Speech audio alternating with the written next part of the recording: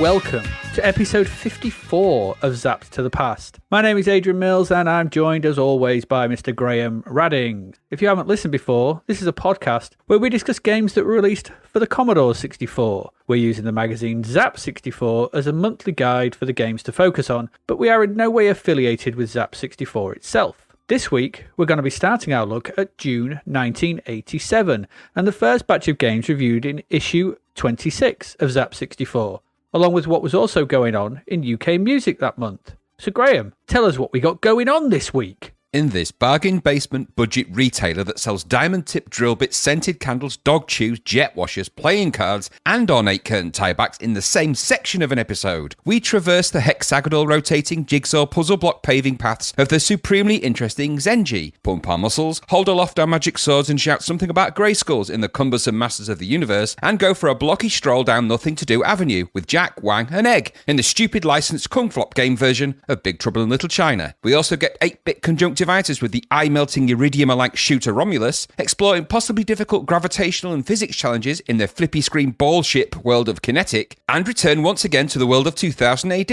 this time in the violent body pylon world of Nemesis the Warlock. If that erratic array of convenient but unusual goods on display hasn't coddled your credit card, and you've suddenly decided that £8.50 is indeed a good price for a drinks trolley, we also attempt to wreak isometric robot havoc on the deodorant-loving insignians in the decidedly awful Nether Earth. Bound and leap our way through more dungeon drudgery and castle calamity in the Spectrum-infused Vampire, and explore the sequel to a game that never was on the 64 in the first place in the Rastabar headache construction kit world of Star Raiders 2. Finally, we explore the barren moons and rocky outcrops looking for something to do in Cyborg before testing our memory, reactions, and patience in the annoying but addictive Gods and Heroes. Someone has rolled 2 massive dog turds in license glitter and tried to pass it off as birthday cake. You ain't fooling anyone, even in this sea of underpant batter. Cool, sounds good. Maybe not. I don't know. I can never comment. It's always interesting, but never good. Or is it always good but never interesting? I'm not sure which. It could be either. Could be. Don't know. Roulette. Don't know. But, before we get into our games and everything, we've got the cover. The interesting cover this month. June 1987 is a very interesting cover because the cover does not pertain to the games that are inside the magazine, but the games that are outside the magazine. Ooh. Meta. Yes. So this is the first, the price had gone up to £1.50, but the reason it had gone up to £1.50 because it comes with cassette. It says that on the front cover. It does. Stunning cassette. June 1987, £1.50 with cassette. So, yeah, this was the first Zap to include some kind of demo cassette. They'll get much more regular. I don't know, it's about issue 40 odd or something. So this is the first one that one came with, and this was a extra stunning cassette. And included a load of programs and some interesting stuff. So the cover basically is just what's in the contents of the cassette. So I don't know. Should we just say what's in there? Yeah, I think list off the things that are in it because there's some very interesting things in there. There is. Well, let's go by the cover. So at the top of the cover, there's a ninja with a sword, and that's for the Last Ninja demo. Yes. Below him is Gribbly from Gribbly's Day Out, and that's for the Gribbly's Special Day Out from Andrew Braybook. Below him, there is a spitting camel, and that's from the Revenge of the Mutant Camels 2 demo that's playable on there.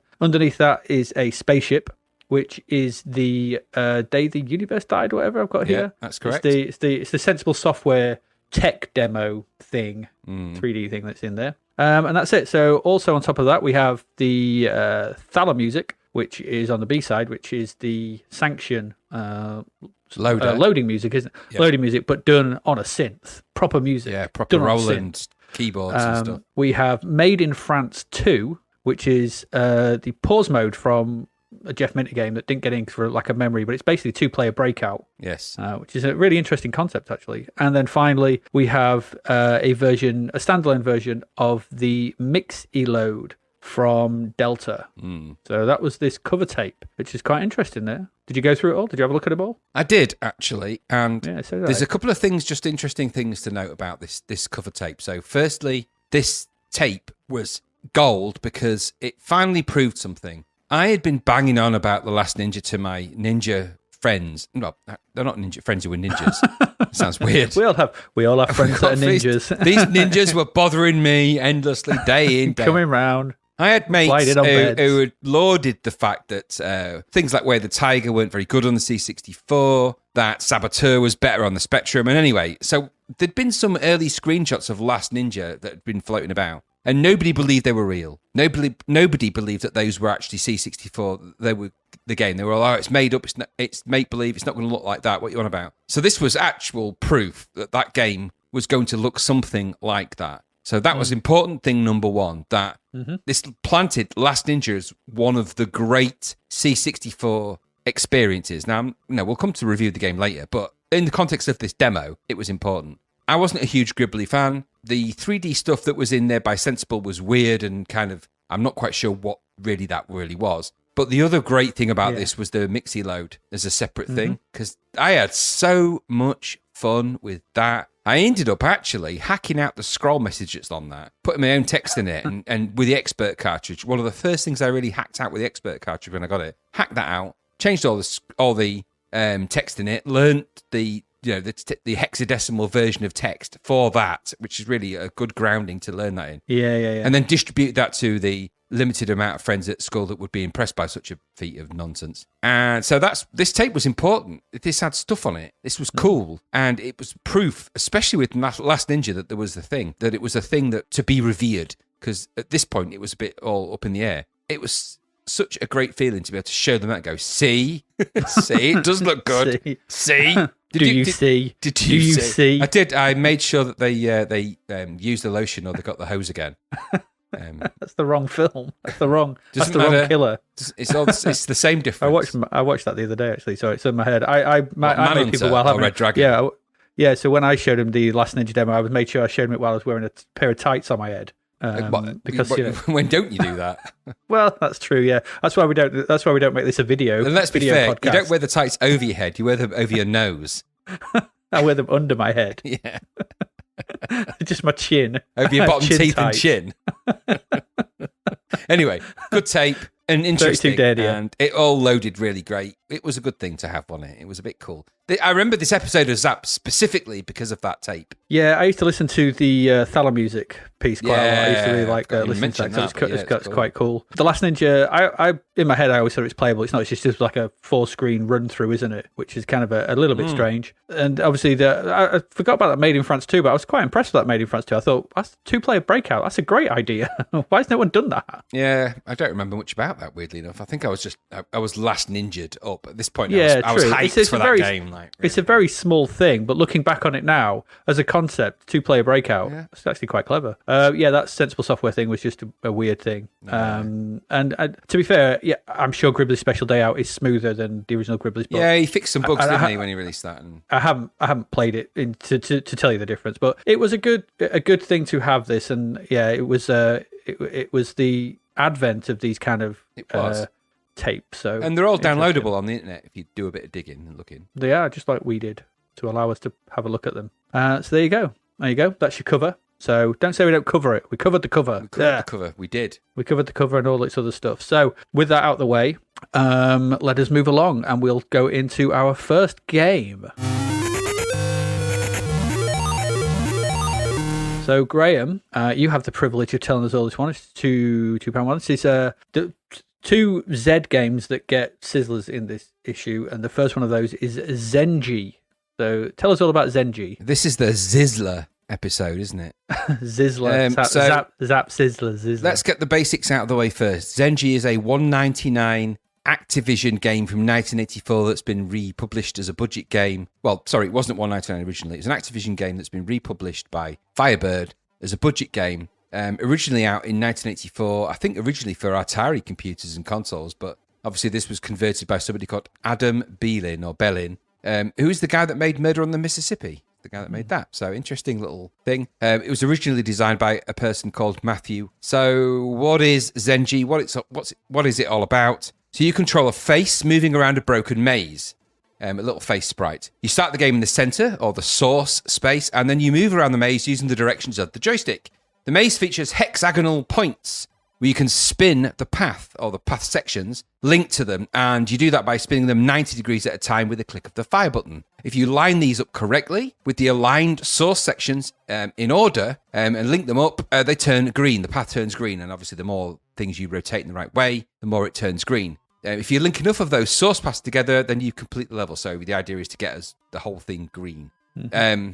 So you've got to do that within a set time limit, which actually is quite short when you're playing it, I think.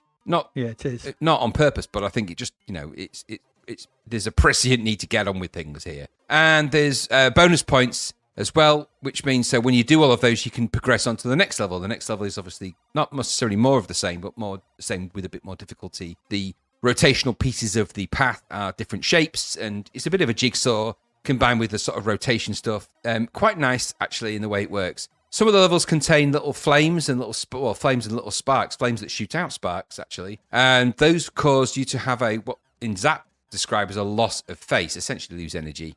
And if you lose too much, you start back if you lose too much of your face, you start back at the center source space in the middle. So you don't die necessarily and have to go back to the beginning of each level in a kind of arcade tradition. If you lose your energy, you start back at the source, and then you've got to kind of sort of pick it up where you left off from there. So there isn't a constant resetting of things.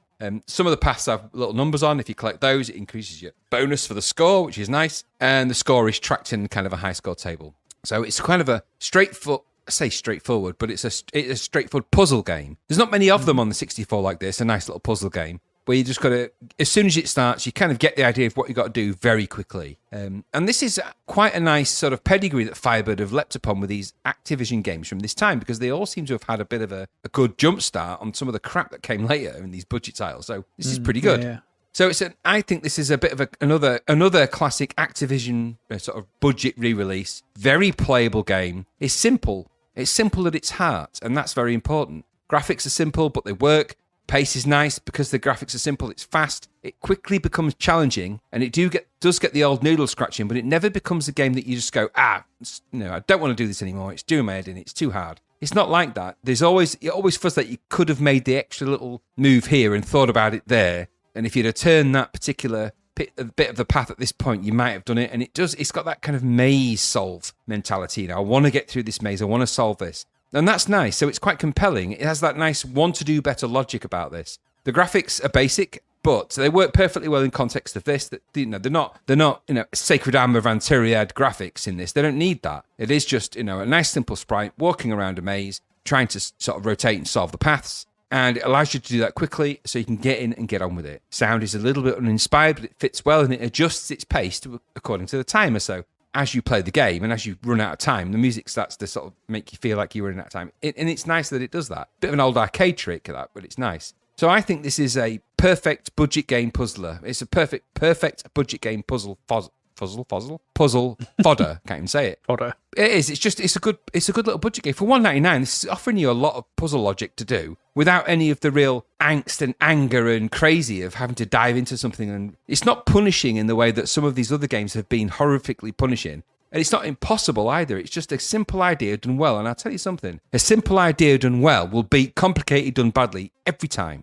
So this is a really good example of that. I enjoyed my time with it, and I'd go back to it. I'm surprised, and you might be able to shed some light on it if there is, that this hasn't been done for mobile. This probably has been done in different ways, but this is a great little game from 1984. But how many of these Activision games are there lurking in 1984 that are going to resurface? Because they all seem to be pretty cool, right? Yeah, they do. I mean, Activision seemed to be in a rude state of health back in 1984, and they were knocking out quite a few. I think there were a lot of them that were coming from the Atari, because obviously they'd split off. The Activision people had split off from Atari, hadn't they, and formed Activision out of the flames of leaving Atari itself. So there was probably a lot of creativity had sort of been, formed in one big thing, and there were these games coming out of it. I feel exactly the same about this Zenji.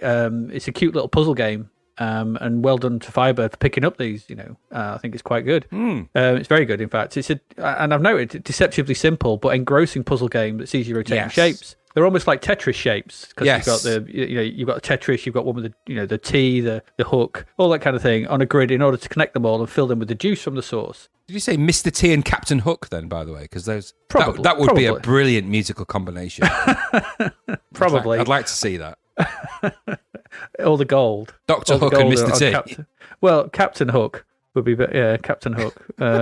I don't know what I'm on about. You've completely flummoxed me. Sorry. Any parts that are not connected remain grey, like you said, and when they're connected, they fill up with green. It's very simple. Fill all the parts, and it's on to the next level, which is less time, more area to fill as the mazes grow bigger and starts to include enemies, as you noted. Yeah, I thought we reviewed this ages ago, early on in Zap. I thought this was an influence, or a little bit of an influence, because I know it was a block sliding puzzle, but that kind of moving thing was, I reckon, Confusion was probably influenced by this. Around that. Yeah, there's something around that. But I also thought that this was more like the hacking game in BioShock. Yeah, I'd go for that. Because if you think about hacking the BioShock one, you're swapping the pieces to get the right pieces to get the juice from one end to the other, which is filling a green juice in a thing. I was like, that looks familiar. As is often the case, as you noted, the simpler the hook for a puzzle game, the better it is. Yes. And that really does work here. It's as simple as they come, but the solution is often tricky to get to. And there's a good note in Zap, actually, which I agree with. I think it was Gary Penn who said it, who said that the solutions, the more you try and figure the solution out, the harder it becomes to get at. And this is almost a game where the solution just kind of happens. You just kind of have to let your brain... Yeah, you have to almost let your brain go. Yeah,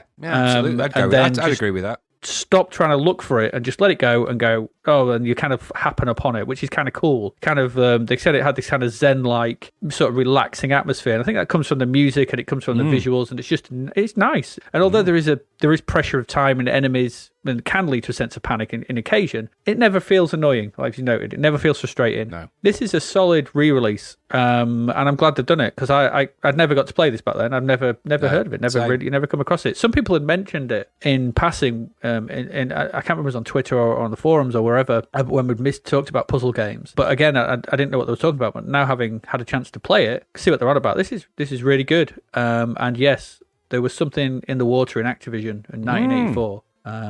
Because they were knocking out these really competent, clever, puzzle things. Another thing I liked about this as well is it has like an track mode, doesn't it? If you leave it playing, it plays. You don't see that very often, and I think that's that's very arcadey. But I do like to see that on these kind of games, because you kind of get that's how it plays. I get it. All right, I see it. So it's quite nice. Yeah, £2, proper bargain. This would have passed many a Sunday afternoon, I think. Yes, for £1.99. Goodness me. Did you ever play it back then, or did it pass you by? It completely passed me by. I had never played it until we played it for this podcast, so it was quite nice. And it made me realise that there's quite a little slew of games in 1984 that were obviously really good, and just I would never have even come across them unless they were on a turbo tape or something. So yeah, that's what I'm wondering, because I don't think I got into turbo tapes till a little bit later, so I would have been missing these. The first turbo tape I had was a compilation that had Black Hawk and Buck Rogers on it. So Zenji wasn't. I think I had that same one. You probably did. That probably did the rounds. around our area. Yeah. I think everybody who had a Q64 got a copy of that turbo tape. Oh, I don't doubt it. Yeah, because I definitely had Buck Rogers on it, and I think I just threw it at the wall at that point. You didn't go, Beegie, what's up, Buck? No, I didn't. I just went, what's this crap? And threw it at the wall. Tweaky and Dr. Theopolis were not pleased with you for that. Well, I'm willing to live with that. That's fair. I'm happy with that. It's okay. Right, there you go, Zenji. We like that. So that's a good start to this episode. Long may it continue as we move into our next game. Huzzah.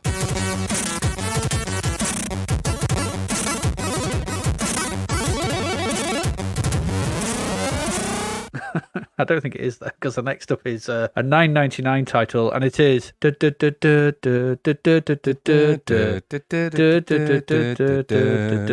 Masters of the Universe. Yay, He-Man. So what do you say about He-Man?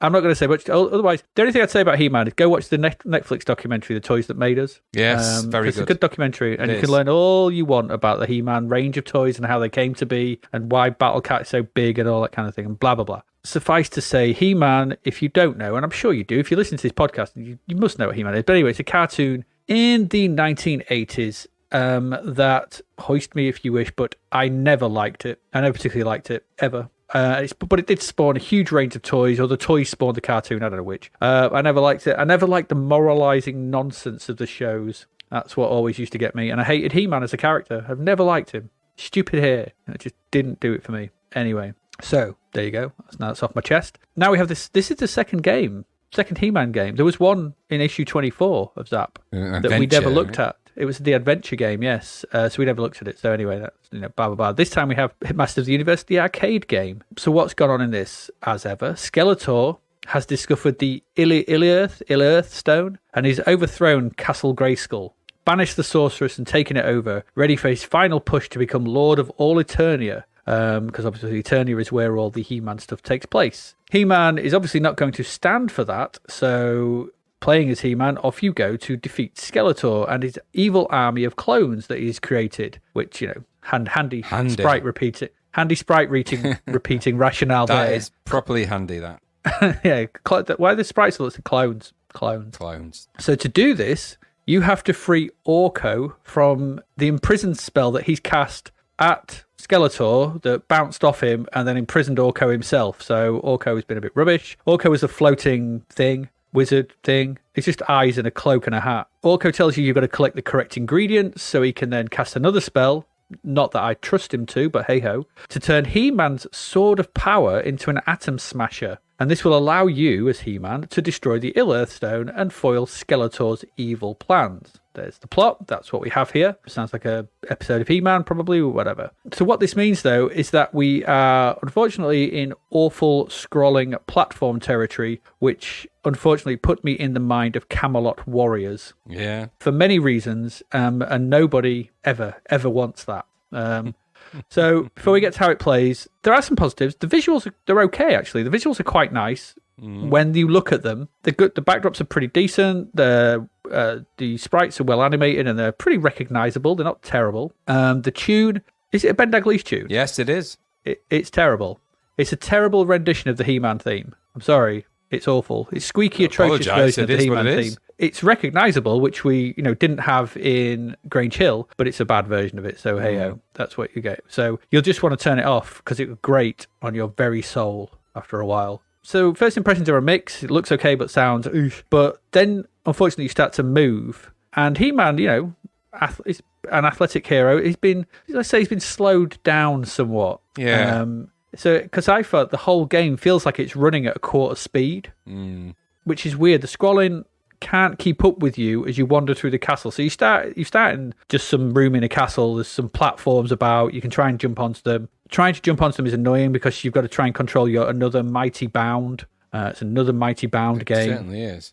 And you've got to try and leap from platform to platform. There are some moving platforms, but if you land on them, it just causes He-Man to spin round like a merry-go-round, like he's on a top or something. I didn't know what was going on. Maybe it's because the platforms were spinning around. I don't know, but it didn't work and I didn't like it. If you pull down, you fall through the floor, which is miles away. You can also, while stood walking on the floor, you can just pull down and walk off the floor. Down, I don't know where you go. Where'd you go? You just fall off the screen. You can. I'll come to that bit in a minute, but you can also go through some doors. There's some doors you press up. There's some switches you can press to turn stuff on. If you fall off the bottom of the screen, it puts He-Man outside. So I think this is a rip-off of Cauldron 2. Yeah. Where you fall off the edge of the castle, and so it's like that, but it's a crap version of that. So you have to navigate your way back to the castle. The bit when you're outside, this thing comes up out of the water, and then you're menaced by a slow-flying dragon which dropped an egg, which just looked terrible, from which snakes appeared. There's some glowing things which you can pick up, which give you sword power, and you can shoot. It's hard to make it back into the castle because it has a stupid control system where you have to stop to. It's kind of 3D-ish when you get outside the castle. So there's depth. You've got to move up and down the path. Yeah. But you can't move at diagonals because top right and top left diagonals make you do your massive bound. Yeah. So you have to stop running and then press up. And it just becomes very confusing and it doesn't really work with what they're trying to do. They should have just kept it flat. Keep it flat. So you can pick up, glowing things and you can shoot, but, to try and get back into the castle, but you won't want to because not at any point in any of this will you feel any joy or fun. I mean, even if you like He-Man, and I don't, so I'm not predisposed to probably liking this in the first place, but, give me a decent platform and I'll be all right. But there's nothing enjoyable here. There's no fun here. I've noted here that this seems like seriously unoptimized code. For it to be running that slow. I don't know why it's as slow as it is. Now, I've read on some people, maybe it was made for kids because obviously that rubbish. We were all kids at the time. But, Delta wasn't made for kids. Games are not made for it. They were made for 14, 15. Your reactions are, lightning. We want better than this. And it's a chore to play and to try and navigate. It's hard for all the wrong reasons. And when you die, it's dead cheap. You just get a message in the UI at the bottom. There's some UI at the bottom with some stats in, and I'm not going to go into it too much, but which just says try again. Try again. That's all you get. Just try again. And that you're not told what to do. You have to press enter. Well, there's no clue to actually have to do that again. You start back at the beginning. This was developed by AdventureSoft. Now, their only other game was a text adventure based on the fighting fantasy book, Temple of Terror. So I'm wondering if somewhere along the line, the arcade game got given to the wrong people and the adventure game got given to the other people. It's a distinct possibility. So if somewhere along the line, it's like that old, that old Carlsberg or Heineken advert where the guy plays snooker as a darts player and the darts player plays snooker. Yeah. If you remember that from years and years ago, it's like, oh, you do the adventure game. Well, we make arcade games. Do the adventure game. You're doing that You now. do the arcade game. Oh, we make oh, no. So no, you don't. It feels bad. Awful, turgid crap. I hated this. I thought it was dreadful. Did you get any pleasure from... I think you're maybe more of a fan of He-Man than I am, but did you get any joy from this nonsense? No, because it's joyless. I am a fan of He-Man and the Master of the Universe because I have I liked the toys when I was younger. The toys they were a very different kind of toy. They were, quite big and bold. They were a complete revelation in terms of the way that toys appeared in the UK at the time. There was a franchised toy thing. And they actually, when you bought the toys originally, they came with a mini comic that came with them as well. So I remember one Christmas time getting a He-Man, Skeletor, and I think Man-at-Arms, figures. And they were quite big figures. They were, up to that point, my mainstay of like figurines for play had been like Star Wars figures, and these were bigger than those, and they were really muscular. They were cool. So this game should really be an extension of this brand. However, this is one of the licenses where it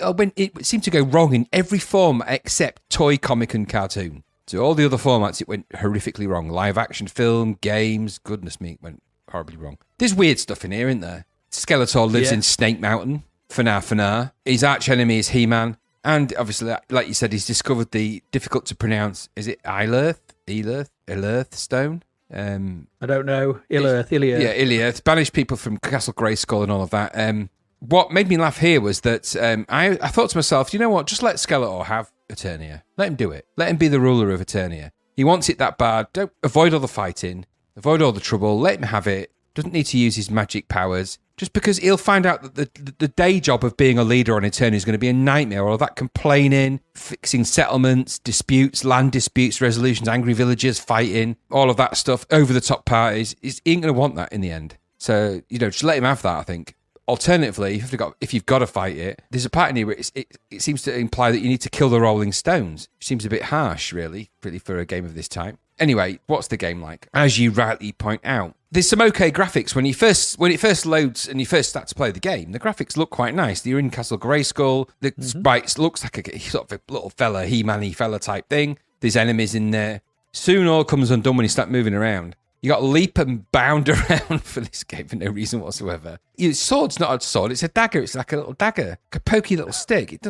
I would expect He-Man to wield the sword of power, this magic sword of power with some kind of, it's a heavyweight big sword. It ain't some like sort of slip it out of your pocket and pokey, stab, which it feels like in this. The controls are really sluggish. The game's really slow. And that's really the main issue of this whole thing. It's just slow. The game based around what is essentially a bodybuilding, sword-wielding hero should not be, a lumpen, sluggish boundathon. It should be something more than that. You're He-Man, for God's sake. It lacks any payoff when you kill enemies. The sword looks like a poking little stick. It's certainly not a magic sword. The music's jaunty, but it's pretty horrible. And it's just slow and badly made and badly scrolling. And was there a jump straight up? I didn't find that. I just found I couldn't... No, there isn't. I couldn't just do the things I wanted to do. It's a misfire. Yet another crushing waste of a license. What surprised me with this is a big license. They take this license seriously. Now, this was spread across toys, films, comics, and all the other things in between, cartoons. There was a point in the cartoon when it became quite moralistic. That came a bit later into the cartoon's history.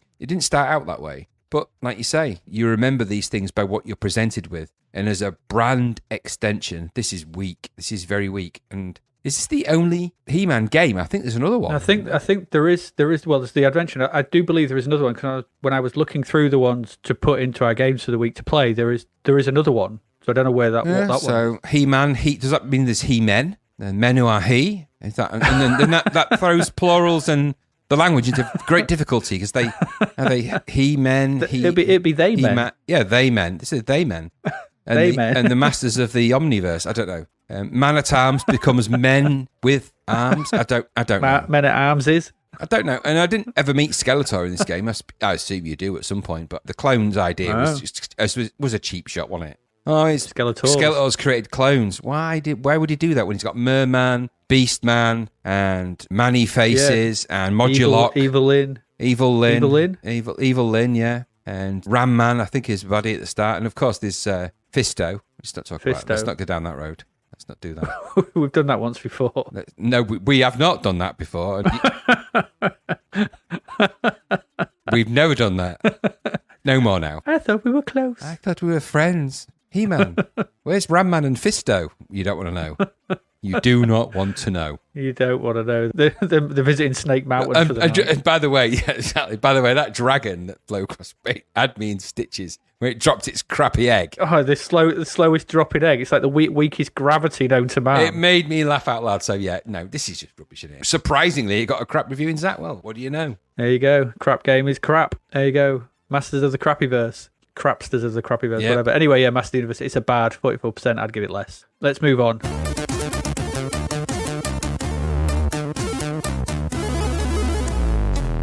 Because I'm sure we have another license coming up, and I'm sure it can be no worse than that.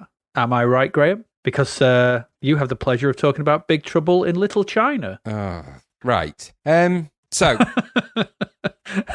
Now, there's a statement of intent. Before I start anything with this, did you played the same version as me? When you got through the loading screen, did it make a weird noise with the sound when you? Yes. Yeah. I wonder what it was. Yeah.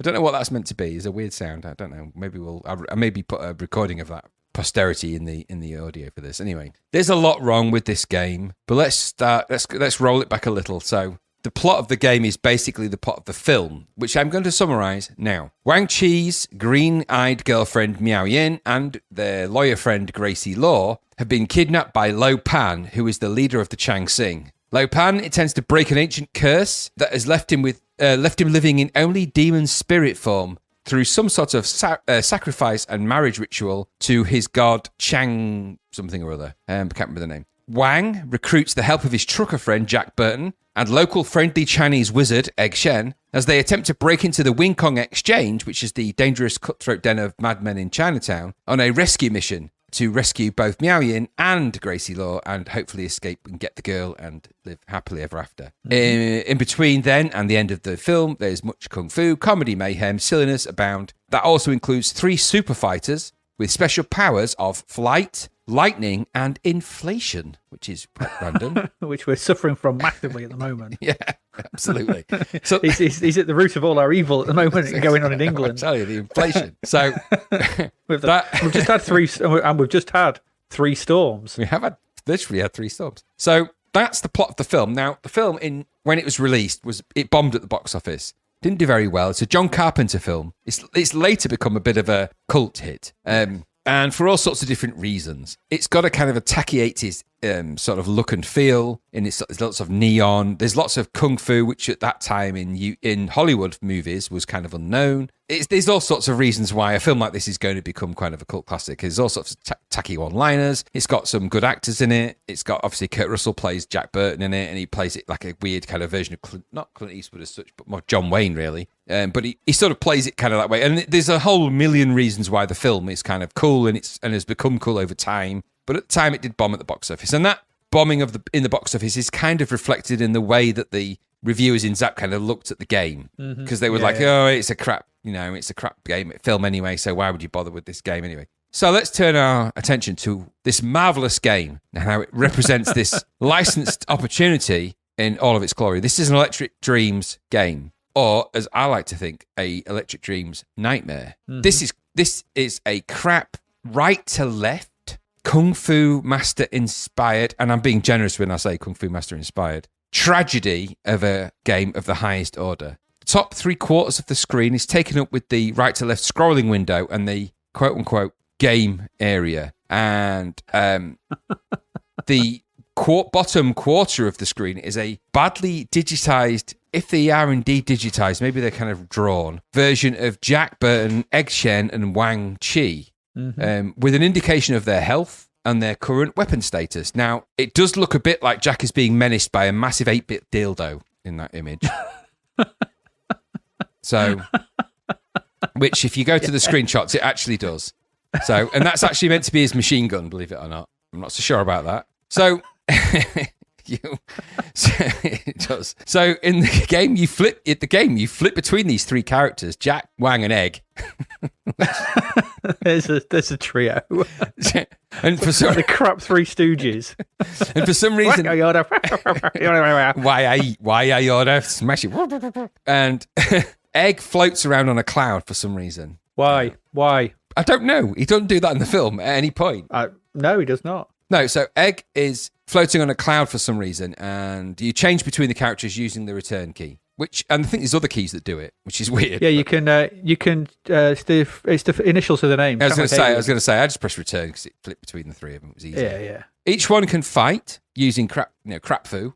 For one of my description, but you can also use the weapons which you can collect, and the weapons are akin to the character in the film. So Jack Burton's got a gun, Wang's got a sword, and I think Egg had a magic thing, but I want to say sword. Magic egg. Yeah, magic egg. Let's just call it magic egg. It's shaky egg. So in this game, you've got to walk towards the left, past repeatedly badly drawn backgrounds, periodically jumping or bumping into an enemy that just stroll in. Not many of them. And that's it. You got to fight them and kill them. You can shoot them, you can smack them, you can kick them, you can punch them, you can do what you want. You control. Yeah. Say they're just kind of they're not really a hindrance. They're just kind of more of an inconvenience, really.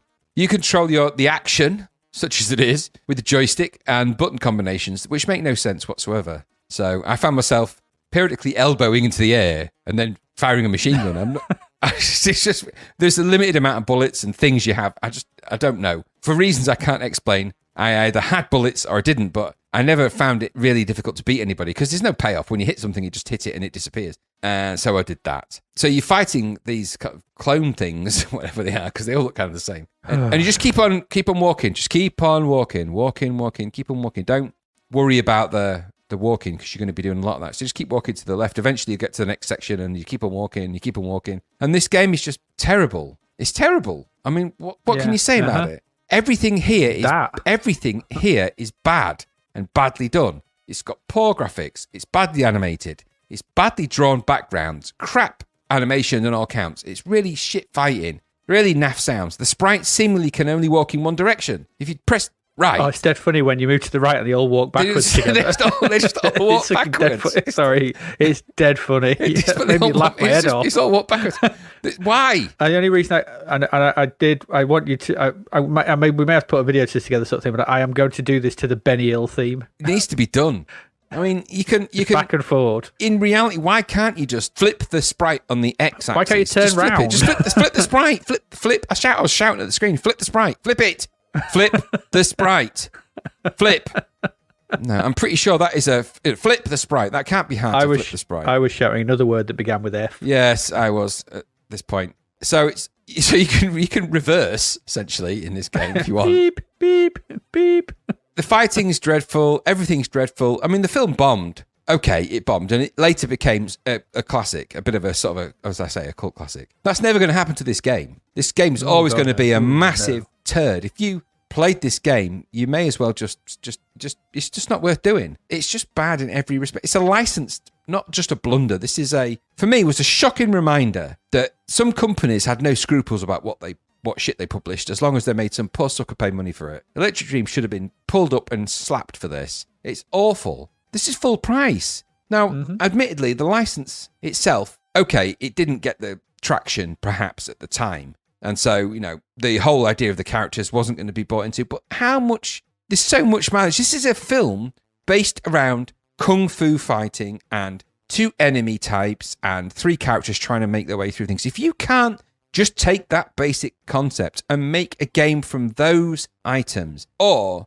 somebody said, you know what, let's just make them walk right and left a lot. Let's just make them walk to the left. Make them walk. And why? Even Kung Fu Master, because you can't really say, in all honesty, this is from the heritage of Kung Fu Master. Kung Fu Master did walk left and right, but it was never going to pretend to be anything other than it was, which was a copy of a Bruce Lee movie. the game of death or whatever game of death, whatever you call it. Yeah. This is based on a different thing, and I do not understand at what point this went so horrifically wrong that you ended up with this, where Jack Burton's got a 8-bit dildo in his face, and you are just walking to the left with Egg Chen floating on a cloud.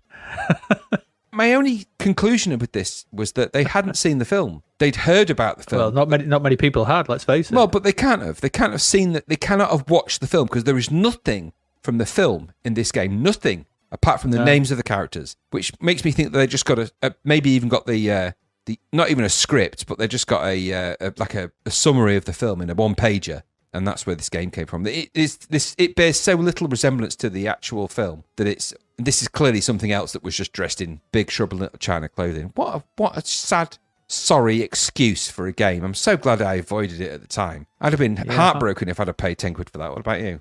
Yeah, well, it's all in the reflexes. Wow, what the hell has happened here? I don't know. I think this is supposed to follow the plot of the film, but I couldn't tell because there's just a lot of walking to the left.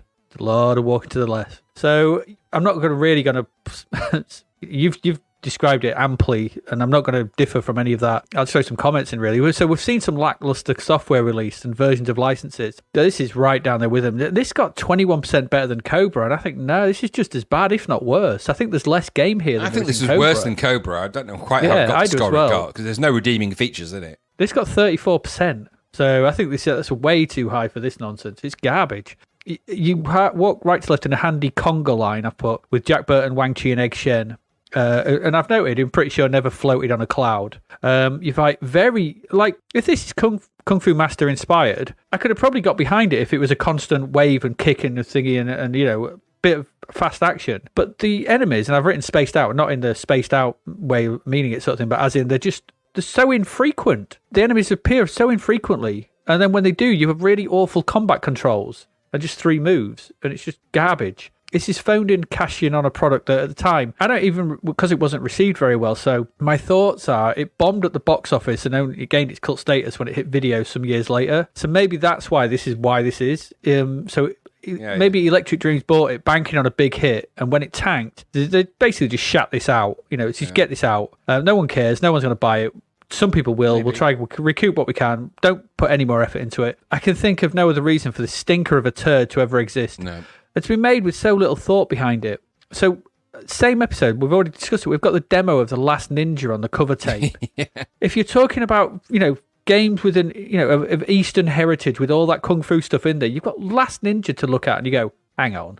Yeah. What's happened here? What the hell were they thinking here, aside from releasing it quick to try and recoup some of the money once the film tanked? My last comment is big shit in little shiter. Yes, I wholeheartedly agree. Yes, I agree. It's just a dreadful, dreadful excuse for a video game. I never played it back then. I was never even aware of it. I think nobody ever had it, and I can see why. I think if you tried to copy this onto a disc, the disc just snapped. Because it's like, no. It just shone a white light out of your mouth. Yeah, or Egg Shen just light coming out of your mouth. Yeah, just absolutely. This can go back to the black blood of the earth, as far as I'm concerned. You mean oil? I mean black blood of the earth. Yeah, exactly. Utter crap. It will come out no more. I wish it hadn't. I wish it stayed away. Anyway, there we go. When you're like, I wish I was playing Back to the Future again. Something's gone horribly wrong. Yeah, don't you just? If you want a license. Bad. I'm just sick of walking in these games. That is not a game mechanic just to walk around. The thing was, though, the walking's dead silly as well. It's really fast. It's in comparison to He-Man, what we just played. The walking in this is overly fast. Because it's not doing anything else, because there's no enemies for miles, And then there's that crappy sewer monster that appears every now and again. Well, yeah, and are the 3 storms even in the game? Because I never came across them. So supposedly they are, but I don't know. Maybe they've just seen the quality and buggered off. Crap. Let's leave this place and talk about that no more.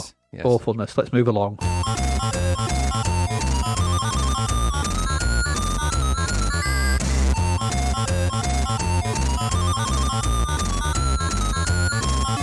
Okay, right. So our next game up, another full price there, £9. This is Romulus. Nothing to do with Star Trek, but this is just called Romulus. So I think we looked at the crap out of this recently.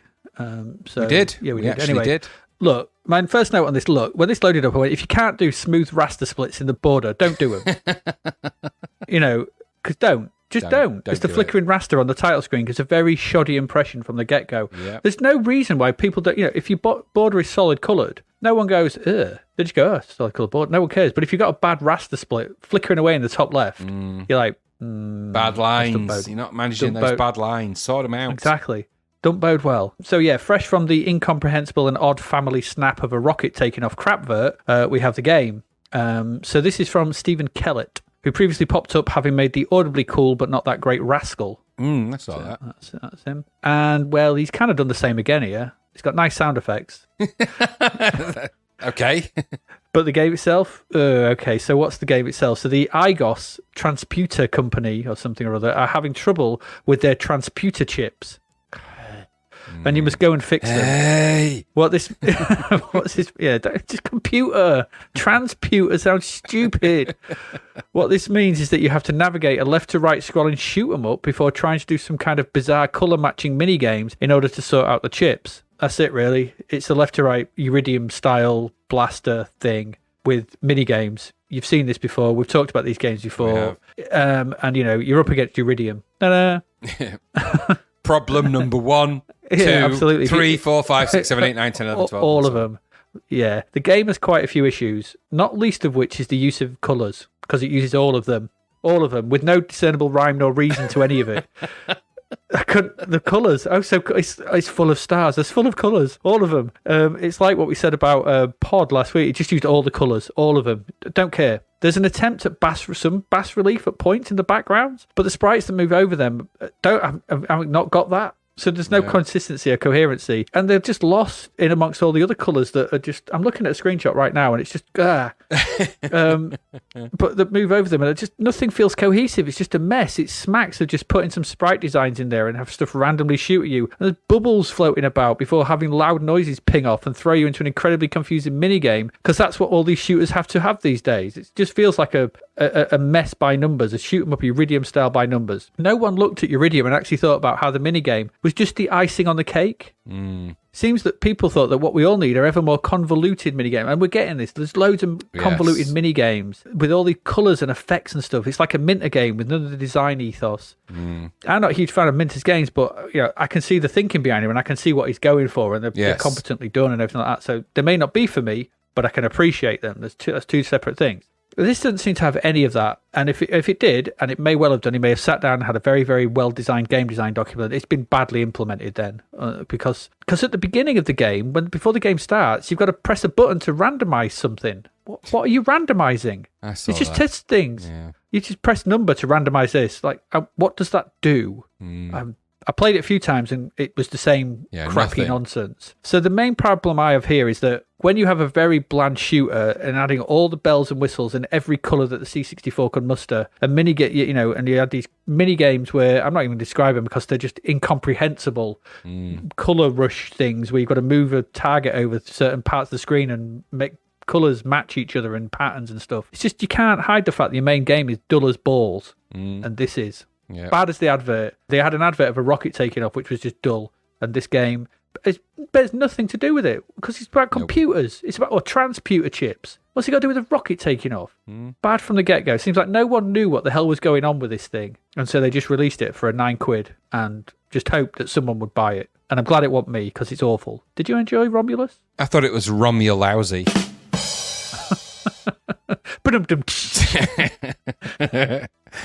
This is a badly drawn and coloured derivation of other games, including but not exclusively Iridium, Batalix, and Paradroid. Yes, it had fast, zippy scrolling, and it was slick and well made in terms of it being under the hood. But it's also an unplayable, visually unappealing screen jumble that is both confusing and unpleasant. It's got nice tech touches, but it's clearly borrowing bits from other games and bolting them into a weird debug the chips thing, which made no sense whatsoever. So it doesn't work, and the whole experience leaves you feeling a bit cold. With some more thought to how this looks and how it operates and how it works, it might have been a better proposition, but it just feels like it's how much can I throw at the player? How much can I throw in their face? And the colour scheme on it was just stupid. So at certain points you couldn't see anything. I couldn't tell what what was happening. There was some sort of curly-whirly colour thing. Everything was scrolling in opposite directions to one another, and it's just a complete visual mayhem. It is the visual equivalent of Homer's homepage in terms of the game. Yeah, very good, yes. So for me, that's a big switch off. So no, all those issues, even if those weren't problems with the game, which they horrifically are, this is just crap. So no, this is the main issue is there's versions of this in other games that are done better, the least of which is Iridium on top of it all. So why wouldn't you, for this price, just go and do that? So no, no thanks, Romulus. You can go away. No thanks. Indeed. Let's spend no more time with Romulus because it's just a mess. Such a mess. Weird. A mess, yes. At least Rascal. I mean, Rascal was just a defender style thing. You kind of got your easy to understand and pass. Well, brilliant, but did its job. This is just too much. Too much. Crapvert was nothing to do with this. But that's why it's a crapvert. That's how we know it was a crap game because absolutely, yeah. We can sniff them a mile off these days. All right, there you go. That's Romulus crap. Let's move along.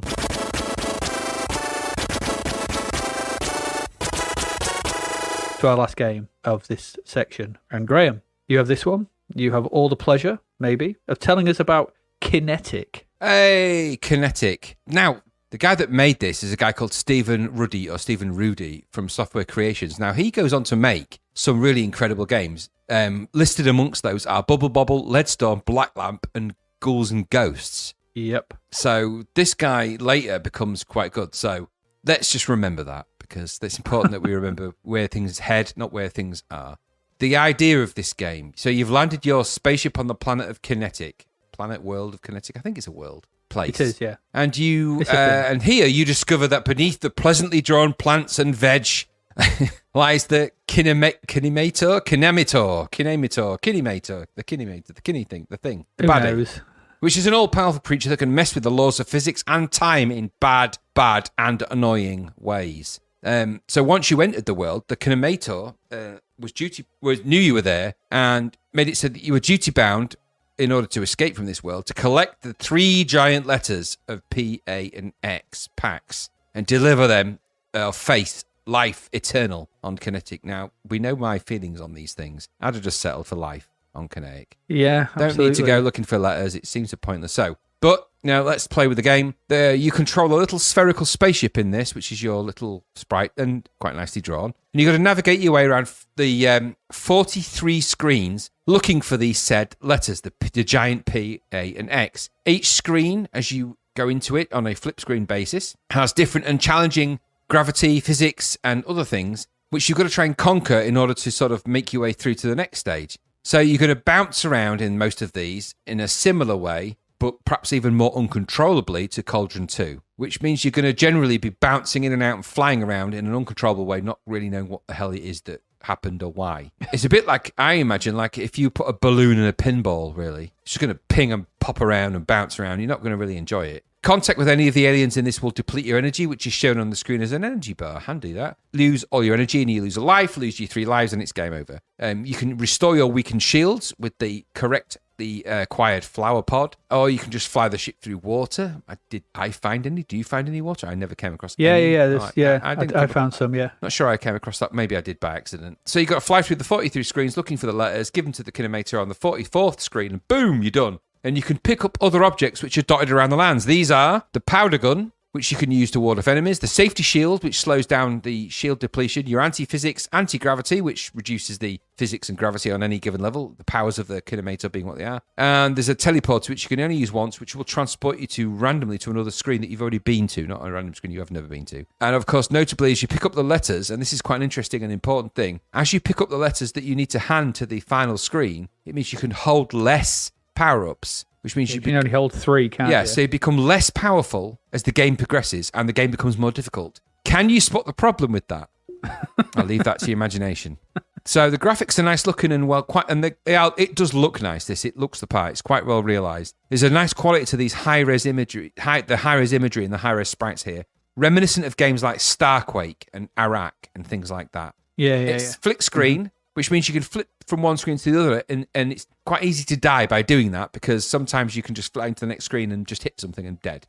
And there is a bit of a bug in this, which is if you hit something and it sticks to you, it's like you just die quite quickly. The intro music's quite passable in its own jaunty little way, I suppose, and the sound effects are kind of suited to the game. It has all it needs, this game, to be good. Sadly, the game controls and the whole idea of it being around kineticism means that the actual game becomes impossible. Even that whole idea of this is around kinetic energy, physics, navigating challenges across the screens. The game is just stupidly, impossibly hard. Your spaceship is constantly under the effects of gravity and your joystick movements are all inertia-based, which means, in reality, that there's lots of sudden acceleration beyond what you intended or can control and flying around and trying to slow yourself down and then inevitably death. If you bounce too far, you'll hit something which will quickly drain your life and kill you. If you hit the wrong plant, you'll die. If you move too quickly in the wrong way, you'll fly into the next screen and die. It's depressing how difficult this game is to navigate in and around in a meaningful way. And even if you get the weapons, etc., they don't really help you with the navigation. They help you get things out of the way, but it doesn't stop you from hitting a plant or dying. Mm-hmm. This is frustrating. It's coded so well. There's some really nice sprite-related, background-related graphics here.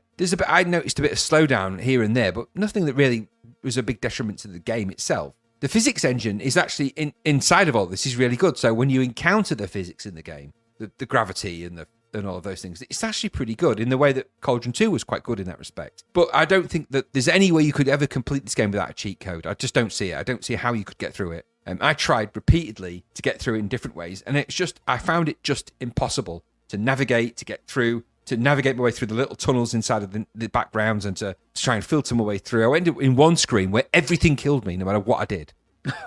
So I think more time spent in terms of the game design and developers, more time spent on the actual idea of giving the player of the game some affordance to be able to actually progress in the game and less about how it looks would have been a time well spent. So sadly, what could have been quite an interesting classic game in the way that Iraq almost was there. But in this instance, it's too hard, it's too irritating, it's too difficult, there's no entertainment there, and you'll find the off switch will be calling you very, very quickly. But what about you? Yeah. Yeah, it's a strange game, isn't it?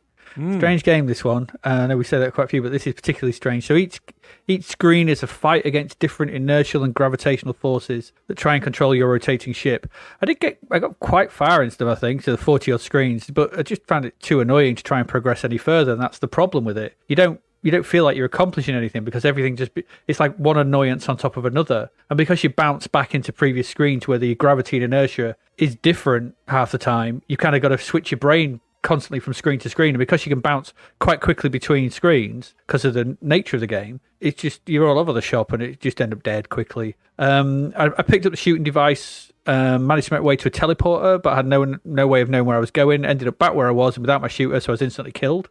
That wasn't helpful. I tried again. I made it underground, but found fighting the controls it just got annoying and frustrating. Like you said, the visuals are quite nice. The look of the game, the sound effects, music, they're all pleasant enough. And the game is very well made. I've noted, like you said, Stephen Ruddy, Bubble Bobble, Ghouls and Ghosts. So the pedigree is here. This guy knows how to do things, but it's a conversion of it from a Spectrum game, isn't it? I believe so. Yes. So he's obviously working with what he's got in front of them, and it does look like a Spectrum game, single color sprites, high res, backgrounds, that kind of stuff. So it's aping that Spectrum look. It's just too frustrating to be truly enjoyable. Now, interestingly, the one thing I've noted at the end of this, because there's not much more to say about it, you're a ball bouncing around. We'll see a game with a rotating ball come in very soon, and probably. I'm guessing probably do it better than this. We will.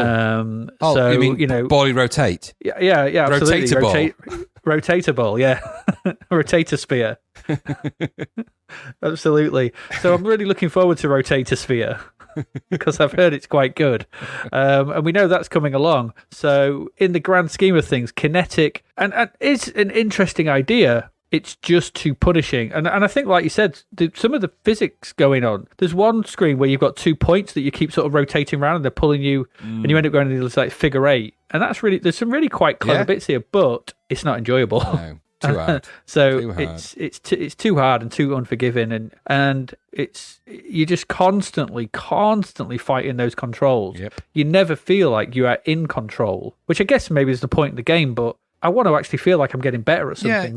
You want to feel like you're progressing, and that's the thing with this. You'd never do. No, you don't. No, you don't. You don't feel like you're gaining any kind of mastery. You feel like you just looked out, managed to get a slingshot into the next screen and went, oh, thank God for that. You don't ever feel like you did it by skill. It's more by luck, which is annoying after a while. So yeah, it's got 56% in it. Probably round about. It's average. Yeah, totally average, yeah. Massive average. Anyway, there we go. So that's your games for the first section. We've talked about quite a few there, and obviously the cover tape as well. So we're going to go away for a quick break, and when we come back, we will talk about music for June 1987. So please keep listening.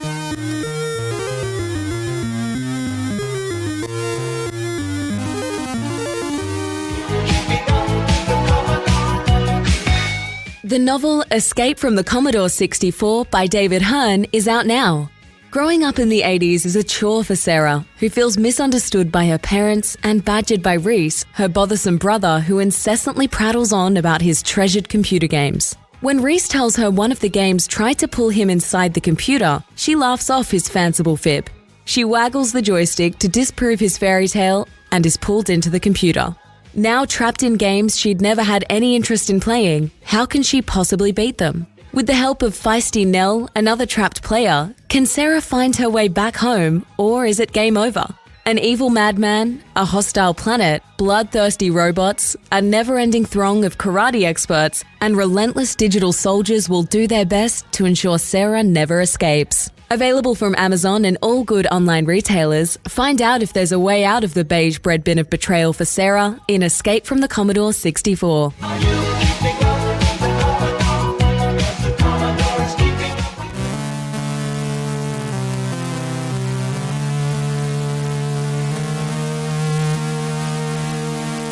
Okay, welcome back.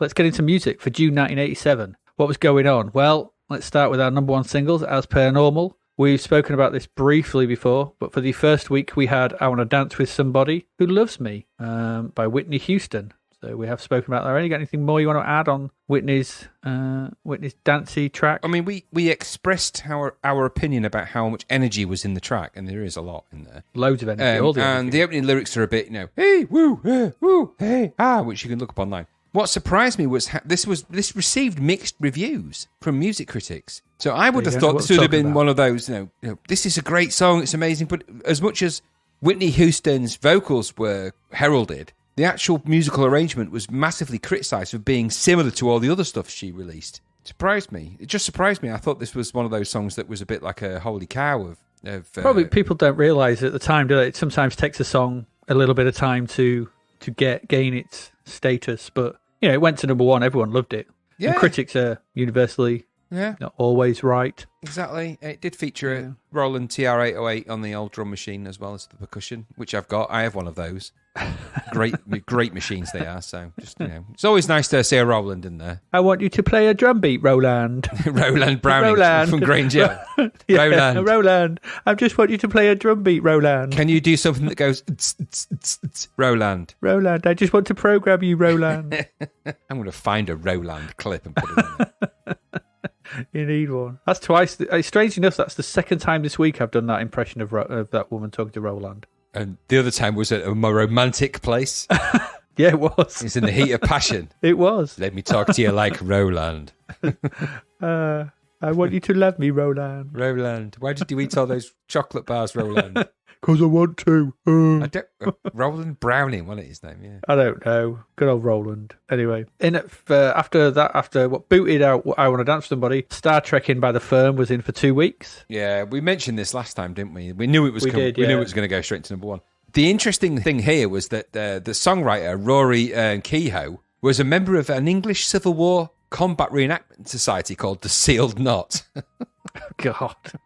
Kehoe, what are you in Battle of the Planets? Yes, it was, yeah. And the Firm, and I didn't realise this till I checked into it a bit, were responsible for the single Arthur Daly, He's Alright, which ties into our Minder thing. Arthur Daly, he's all right as long as he's with Terry Strong. Yeah, it was the Arthur Daly, little dodgy baby, but underneath, he's all right, which I think is Chaz and Dave. So at some point, the Firm met Chaz and Dave in a collaboration. About Minder.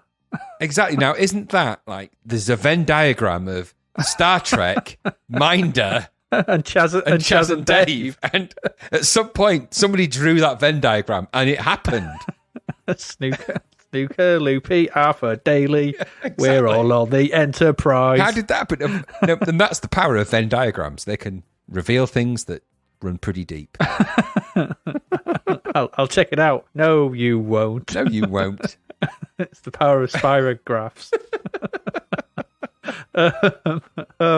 Replacing that for the last week of the month was the serious song "It's a Sin" from the Pet Shop Boys. Yes, and it raised a question when I did my little research into this.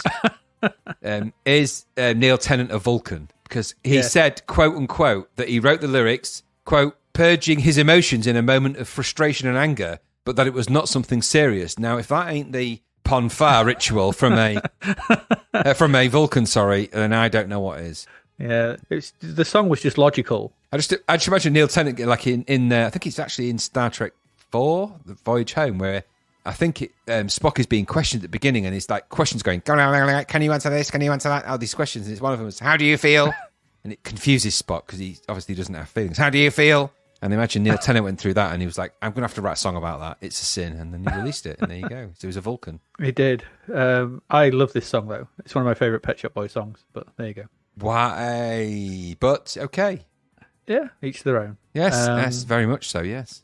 Absolutely. Number one album all month was Whitney by Whitney Houston. There you go. So much for the critics. Well, you say that. The populace knew what they liked. They did, but you say that. There was 4 singles released off that all were peaked at number 1 in the US, and that made her the first female act to achieve 4 number 1 hits from one album. And actually extended to 7 hits later down the line. So she had 7 number 1s off in consecutively. So even after these 4, the next 3 weren't necessarily off this album, were still number 1 hits. So 7 consecutive number 1 hits is crazy. But the critical receptions of this were mixed. Most of the critics admitted the commercial value of the album, but were critical because its standard pattern followed the predecessor's winning formula, and the materials failed to reveal Houston's individuality. Well, if that ain't clutching at straws in terms of criticism, just like she's just a machine in your cog in your machine. She's not expressing her individuality. What about that amazing, unique singing voice she possesses? She sounds like all the other Whitney Houstons out there. Whitney Houston 1, Whitney Houston 2. Yeah. So I mean, it's like, how is she not expressing her individuality with a voice that is unique? We've got Whitney Atlanta, Whitney Texas. I just love the idea of that's the criticism. That's the only criticism. You sound like every other Whitney Houston out there. How many is there? 1. But that's beside the point. You sound exactly like her.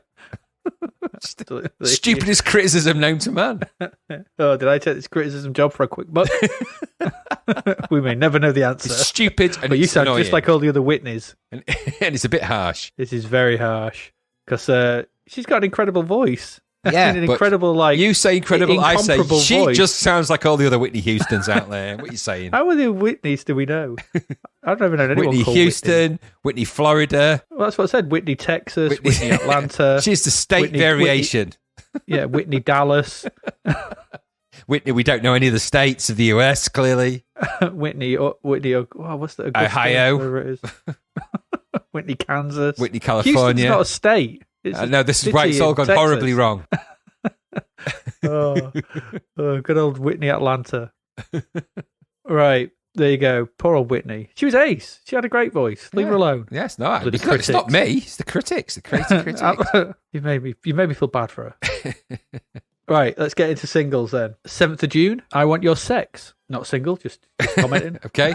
I'll turn off the mics and let's go. I get so emotional. 7th of June, I Want Your Sex by George Michael went in at number 4. There you go. Is this really off the soundtrack to Beverly Hills Cop 2? Yes, that's exactly. Also, it's from there. It's also from his debut album Faith, of course. And also received the Golden Raspberry Award for the worst original song. That's a bit harsh. It's not that bad. I know. The critics in this time, the trouble is, the main problem was he sounded just like all the other George Michaels out there. George Michelle, George Mikhail, George Memphis. Yes, exactly. He sounded like them all. And George Mississippi. Now, this song's radio airplay. George and Zippy. This song's radio airplay on the BBC was restricted to post-watershed hours, so post 9 p.m. because of concerns that it might promote promiscuity and could be counterproductive to contemporary campaigns around AIDS awareness. That's that's anti-BBC going, well, you can't, George, you can't be singing like that because you're going to make people feel all promiscuous and go and do stuff. And that's very contrary to these adverts putting out about tombstones and death. Yes, it probably is. If you're not, if being given a Golden Raspberry Award for being the worst original song, when it's quite an original song, and you're the only person that sounds like George Michael, isn't bad enough. Yeah. To then be told by the BBC that, you can't put your song out before 9 p.m. because it's promoting promiscuity, and that could lead to all sorts of people dying of HIV, essentially, is what they're saying. Well, they could have just completely nerfed it. Instead of George Michael, they could have had George and Zippy. They should have done that. And singing it, I don't think I want your sex. I don't think George should ever be saying those words to Zippy. Oh, Zippy, I want your sex. Do you mean that, Zippy? Oh, yes. let me see your bangle. There's just a quiet zip as this zip either undoes or does. We don't know which. We don't want to know which. Or tightens. Exactly. His fuzzy felt eyes just have gone all boss. Rolled over dead. Like a doll's eyes. That's horrific and terrible. Oh, George. God's sake. He had him up above the streets and houses. So Jeffrey walks in and goes, "Oh my God, George! I've seen you pink and I didn't want to see that." You're not a cushion inside, Zippy. No. Your stuffing's out and everything's pink. Everything. What is this sticky pink solution all over you, Zippy? Have you dropped a cream cake? Bungle! What are you doing under there? That's a verb at this point. George had bungled Zippy. Oh, God. Oh, I do like it when George bungles me. Oh, my God. I'm sensing a weird cuckold vibe, and it's making me feel very awkward. Goodness me, Lord. the day that George got bungled. God. No more now. Rod, Jane and Freddie can stay well out of this. You stay out of the room. Don't come in. Don't come in, for God's sake, don't come in. There's no songs you're going to make out of this that are going to sound anything. If you do anything, it's going to be post 9 o'clock. The children's books they never wanted you to read. The day George got bungled. Well, there was pink gloop everywhere. What is this stuff? Yeah, that's get off. No, I can't. It won't wash off. It's stuck. It's like Teflon. Oh, George, what have you done? Who knew that a hippopotamus would do that? In that volume. That volume is ridiculous. Goodness me. They're big things. Not kidding. That's 2 or 3 bathtubs I've got to rinse out today. Goodness. Quickly, let's move on. What have I started? Bungle's fur's all sticky. Let's go. The game in at number 28 by Echo and the Bunnymen. Hang on a moment. They were an English rock band formed in Liverpool in 1978. They are and they were. Yes, they're still going. And they are, and I know surprisingly little about them other than their version of People Are Strange from the Lost Boys soundtrack, which I have always considered the better version of that song. Yes, yeah. I don't know much about Echo and the Bunnymen. I know people who like them very much like them. In top men. I don't know. People. I just know some people who like him. But they've got, is it Will Sargent and Ian McCulloch? Yeah. Well, Will Sargent, didn't he die? I thought he died, but he passed away. I don't think so. I am wrong. I'm pretty sure he hasn't died away. But it's definitely Will Sargent, yes. Yeah, and Ian McCulloch. Yes. Is the lead singer, I think. Yes, that's correct. Number 39 is The Pleasure Principle by Janet Jackson. There you go. Yes, written and produced by Monty Moore. It was the keyboard player in Morris Day's band, The Time. Now, I don't know if you know a lot about Morris in The Time. No. Only Morris I know is Morris and the Miners.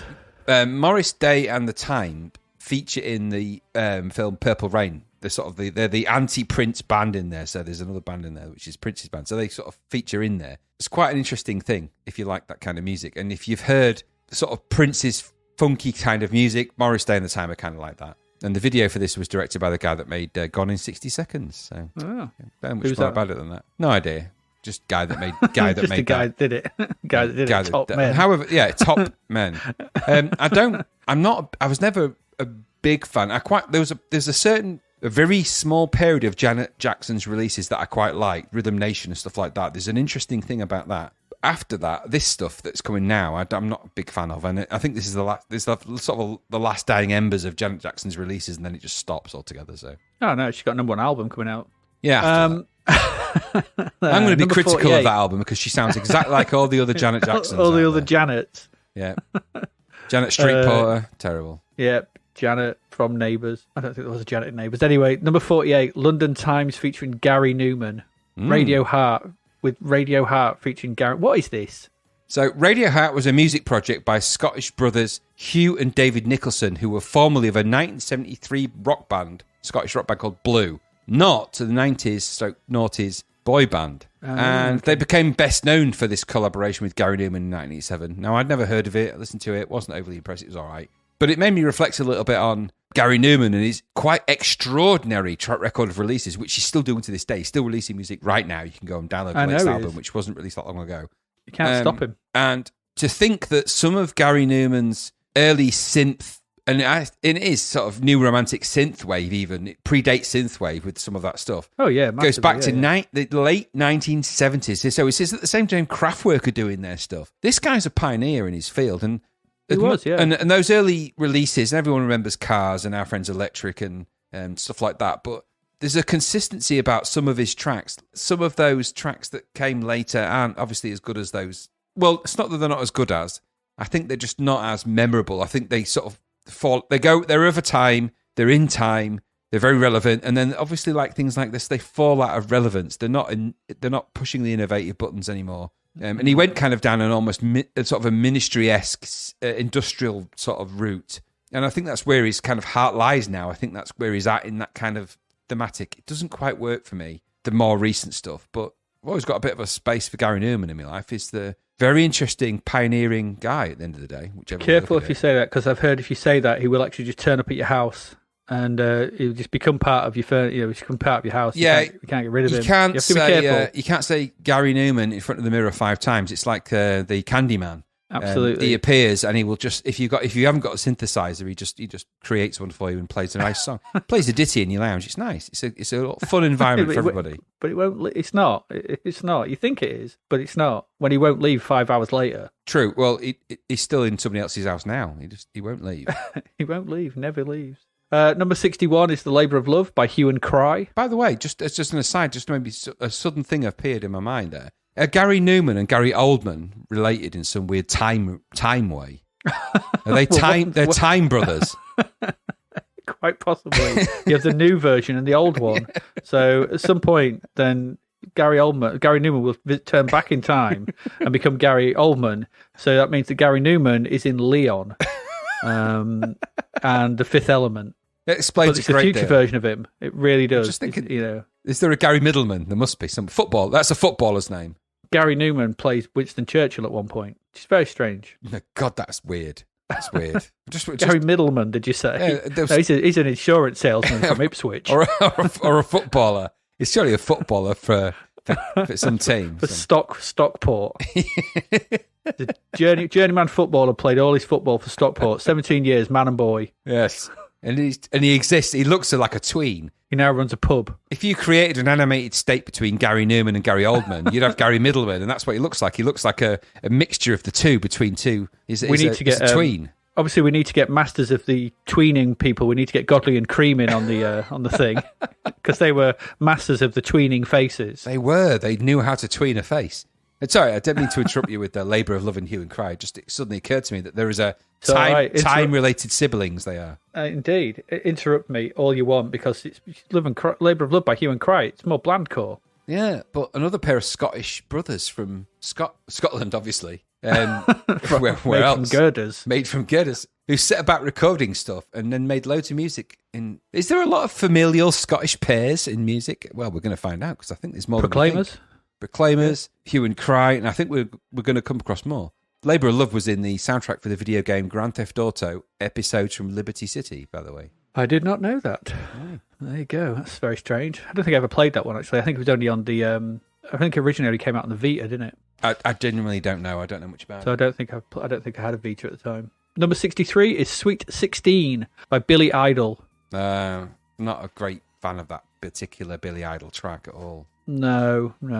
Appeared in the Miami Vice episode Honor Among Thieves. Is that the same on the Mission singer? I think that the episode's based around that idea, but that isn't a great Billy Idol song, and it's kind of weak. It's one of the weaker ones that he released. Number 85, I Ain't Into That by the Rapping Reverend. God, this was weird. I had to include it. No way, I could not include that. Now, he is a genuine reverend. The Reverend Dr. C. Dexter Wise is a real and alive now reverend, Harvard educated. And he actually just thought it would be a great way of reaching out to his community if he rapped some of his sermons. So he did that. And then they got released as an album. And here we are. This is the result of that. He releases a rap, which is very moral. Don't do bad, do things good, be a nice person, and and all that kind of thing. The BBC had no problem playing that. No, it was all day, every day for them. Absolutely. It's not what you'd call great rap, but apparently, no, I gave it a influential. listen. I gave it a listen, and I was like, "That's not. No, that's just. It's not my cup of tea." But no, it really wasn't. Not my cup of God bothering. No. 14th of June, in at number 30, was "Promised You a Miracle" live by Smipplemans. Yeah, the Gibbons of the music world. Yeah, the Gibbons, yes. Yeah. They're getting more and more Gibbons as time progresses. Yes. So they are full on Gibbons. Yeah. I promise you a miracle. Gibbons! Promised you a miracle. No, Straight after that, at number 31, was "Wishing Well" by Terence Trent D'Arby. Probably the only Terence Trent D'Arby that I've actually got any time for, actually. I like "Wishing Well." Yeah, it's not a bad song. It's kind of got that kind of sleazy... Quite catchy. And that little whistle. Do-do-do. It's all right. It's not bad. It's catchy. It's all right. Number 32, "If I Was Your Girlfriend" by Prince. Yes, that was the sixth version of that he released that minute. Yeah, it was the second single to release from Prince's 70th album that week. Sign of the Times, which was released 5 weeks after another album, which was released 6 weeks before then and a day after. The B-side Shockadelica was previously unreleased, although originally intended for the Camille. Just stop making music, Prince. Yeah, he couldn't help it. The Camille album was something we discussed before, which was a separate project as well. Yeah, we have, yeah. I honestly do believe that if he... I think that... I'm not going to say there's something wrong, but if you'd have stopped him making music, I think he would have just exploded. He couldn't stop. There must be something in his head that must be really hard to deal with, constantly hearing music, just constantly. Yeah.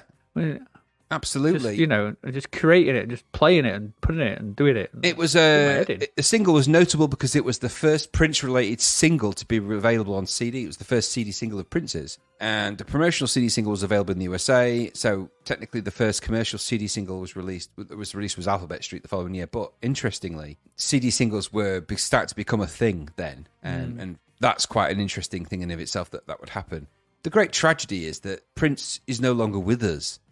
Because whether you like this version of Prince or the music that came along, that's a prolific composer that died, and it's a great tragedy. He died from fentanyl overdose, from what I've read, which is essentially that's a prescription painkiller, really. Great, what a tragedy, what a tragic loss and a waste that is. Terrible. Yeah.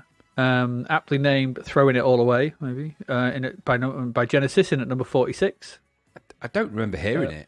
I do. I'm throwing it all away, throwing it all away. Ooh. It's got a slower ballady type. Yeah, Genesis it's meant to be a ballady type thing, isn't it? Yeah, it's all right. It's not one of my favourites off that album, but it's okay. It's a nice tune, but it's to make you change your mind. So it's more Phil Collins-y. Is this one of those ones Genesis, where, at this point in time, in the live audiences, people would get lighters out and light them, and then risk severely burnt thumbs or forefingers? Nowadays, it's mobile phone lights, isn't it? So it doesn't matter. Yeah, quite possibly. I don't know. I mean, I imagine they probably would. Yes. Has it got as many lit lighters as the winds of change? Nothing has. It's a redundant question. Because they illuminated the sky with fire for 3 days. And I know. The amount of sad lighters that were lit because of the winds of change. Planes crashed. There was so much light set off. They led them to ground. Don't line up. Don't line up. Crash. You'll have people crashing your planes. There was a worldwide moth shortage for 7 years after that was performed live. The moths for the first in Germany time. were killed in one evening. It's tragic. Yeah, all of them. They just all fluttered to this place and we just went up like tears in the rain. Periodically, it became the brightest point in the known universe. Yes, it did. Absolutely. The sun started revolving around us. At number 58 is "Tearing Us Apart" by Eric Clapton with Tina Turner. What a weird combination. I've never heard this, and I never want to. No. Obviously, because Eric Clapton's become a bit of an asshole. Yes, over time. To put it bluntly, recently. Yeah, that picture of them, he was totally bald. But yes. We'll have to put that picture up somewhere. Yeah, it's the album. It's the cover of the record cover sleeve, or the sleeve of the CD, whichever you want to say. But yeah, there's a picture of Tina Turner, because she's in that picture. She's actually 3'2", and he's 6 foot. That's how big her hair is. Well, to me, sort of thing, it's like I want to know, sort of thing, what the volume of that picture that's taken up, the square acreage of teeth, because there's quite a lot. There is a lot of teeth. So it's all teeth. It's all teeth and hair. Yes, and I like the way that her hair has formed a hand, because that's not Eric Clapton's hand on her shoulder. That's a hair hand. That's just her hair has become a sentient being with arms and hands. And it's just growing a body underneath exactly, it. And it can reach out and grab, and it can do menial tasks. It's very handy, I tell you. It brushes the teeth at night when she forgets and stuff like that. About 2 seconds later, Eric Clapton's expression changed remarkably when the other hand went exactly. Well, it's longer than the other one. It's longer than the other one. But as we said, he suffered severe bungling. Absolutely, he got bungled badly. As we said, he was completely bald before that picture appeared, and then her hair grew over him, and they actually needed to be torn apart like a hairy bag of crisps. No one wants a hairy bag of crisps. No, they don't. They don't. But she could handle it, because she's got more than the average human's volume of hands. That's just plain weird, really. Yeah. Number 65 was Can't Take No More by the Soup Dragons. Another Scottish band. Yeah, well, I included this because I was surprised that they were going this early, but they actually formed in 1985. Yeah.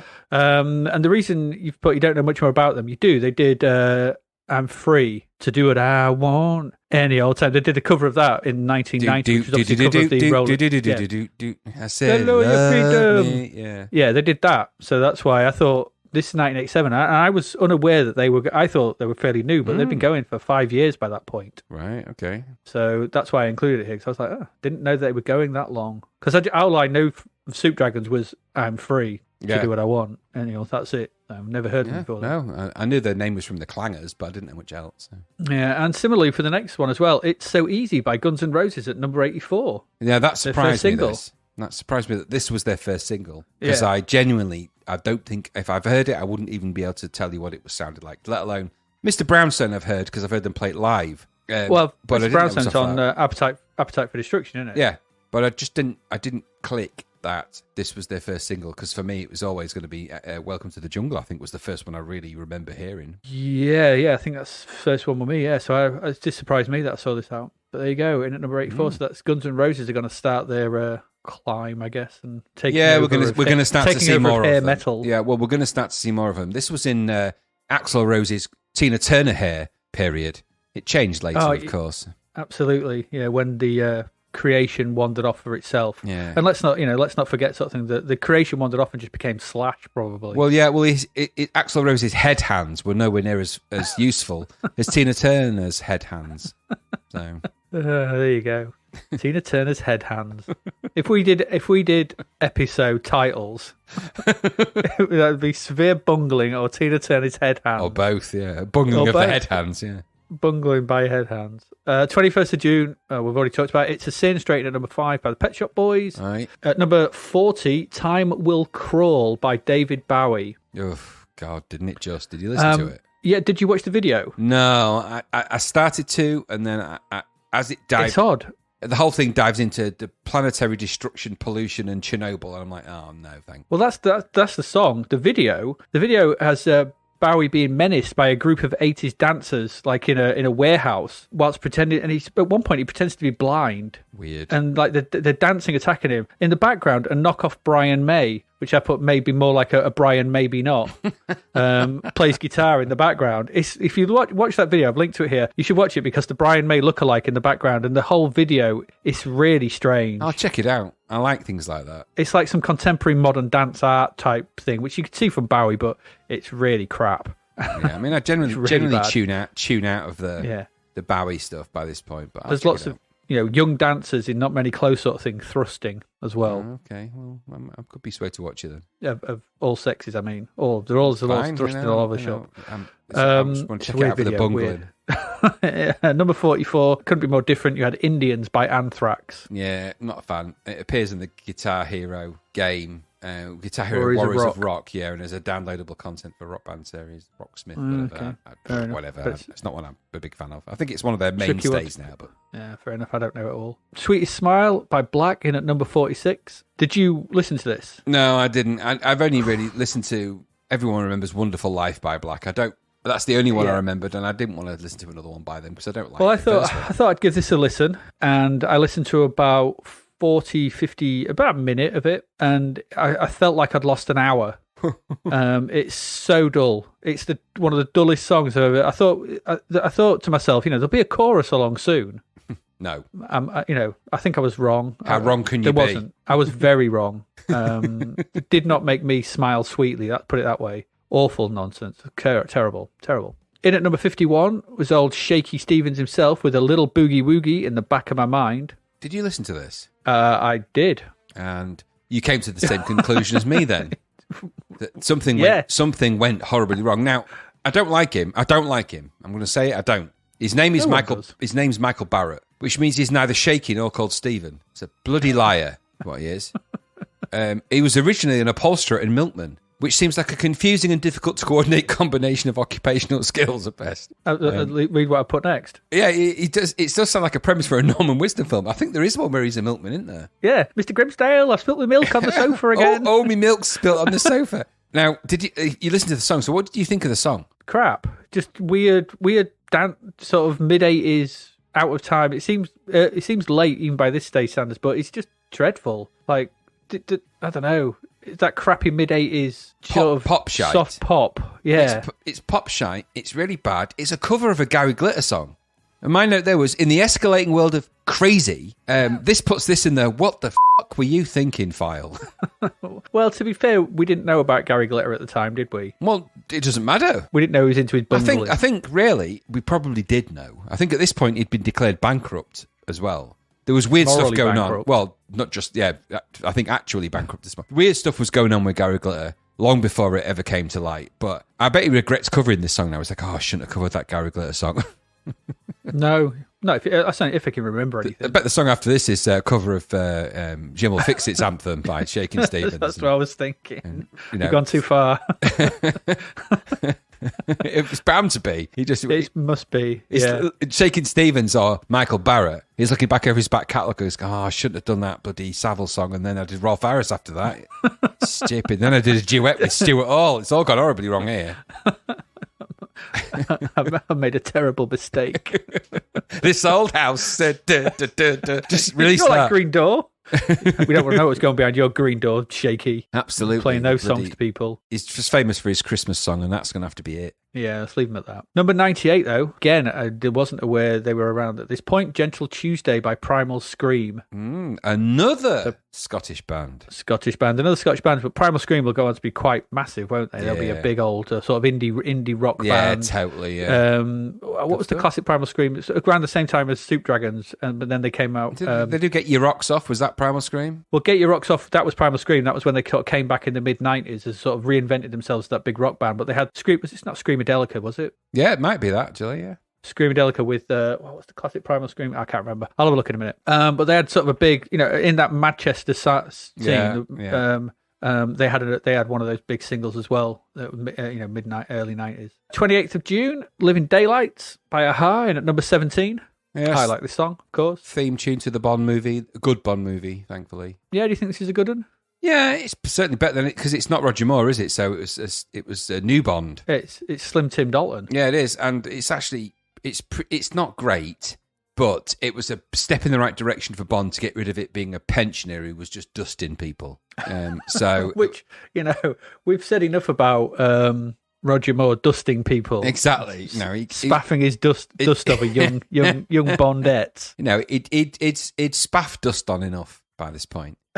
So it was really get some young blood in there. Timothy Dalton was an interesting choice, but the actual song, going back to the song is a really good song for it's a good Aha living. It's a good song by Aha, and it's a good Bond song. So I quite like that. Yes, Loaded. That was the Primal Scream track. Yeah. We want to get loaded. We want to be free. We want to be free to have fun. One. Yeah. That's the one. Yes. Yeah. So that's Primal Scream. That was the big one right now. Yeah. I'm dancing to that in Gulliver's because it went on forever.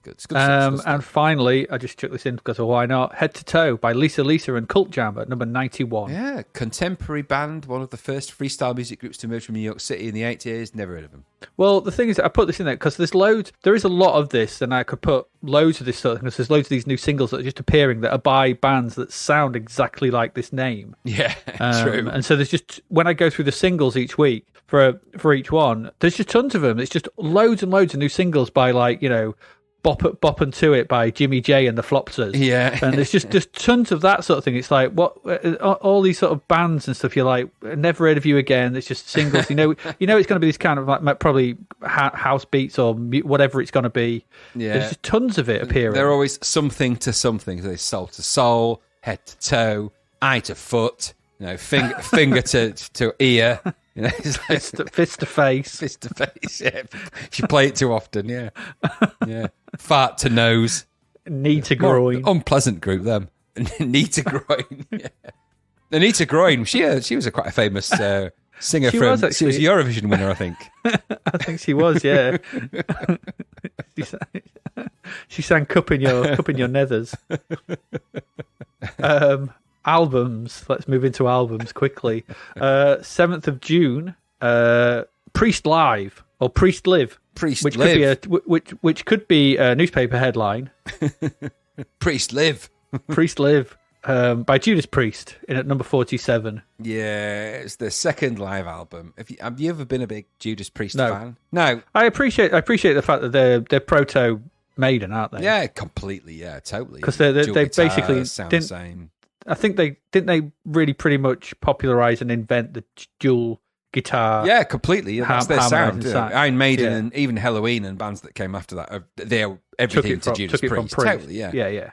I've just never been compelled to procure a studded gauntlet jacket or underpant. So that, with as you've noted there, with the studs on the inside, I'm not. That's why he sings the way breaking the law, doodle-doo, breaking the law, breaking your ball. Exactly, because he sits down in the studded underpants. They chafe. That is chafe. They will chafe. No, that's chafing. They're really going to irritate the inside of your thighs. Yes. It's just it's the inside of someone else's thighs if you stand there too close.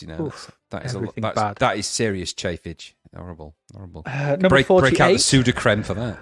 He would. If it couldn't be more different, we'd need Back to Basics by Billy Bragg. Not the bees there.